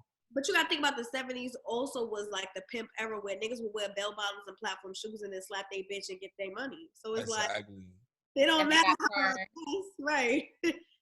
Like they walk after rollers. And it's crazy because you still have aunts that will fuck Prince, bro. Like literally. They would. Like what you see in him, you could be what the fuck? What you see in him, nigga look like they will fuck Prince. They will fuck Prince. That's a fact. It's crazy. Prince was that nigga though. Yeah, sure was. Niggas be asleep. Niggas be trying to clown. But damn, this shit been recording for like 2 hours. What's the last thing you want to talk about? The Twitter guy? The Twitter what? The Twitter guy, the Hawaiian guy. Oh damn! This is a long ass podcast. All right. No, I know where you and I are gonna stand on this, so I'm gonna let y'all talk. All right. No, we need to finish this another time. I gotta go. All right. We're gonna finish another time. Episode 62. 62 of the Cory Podcast, and we out. Finish this.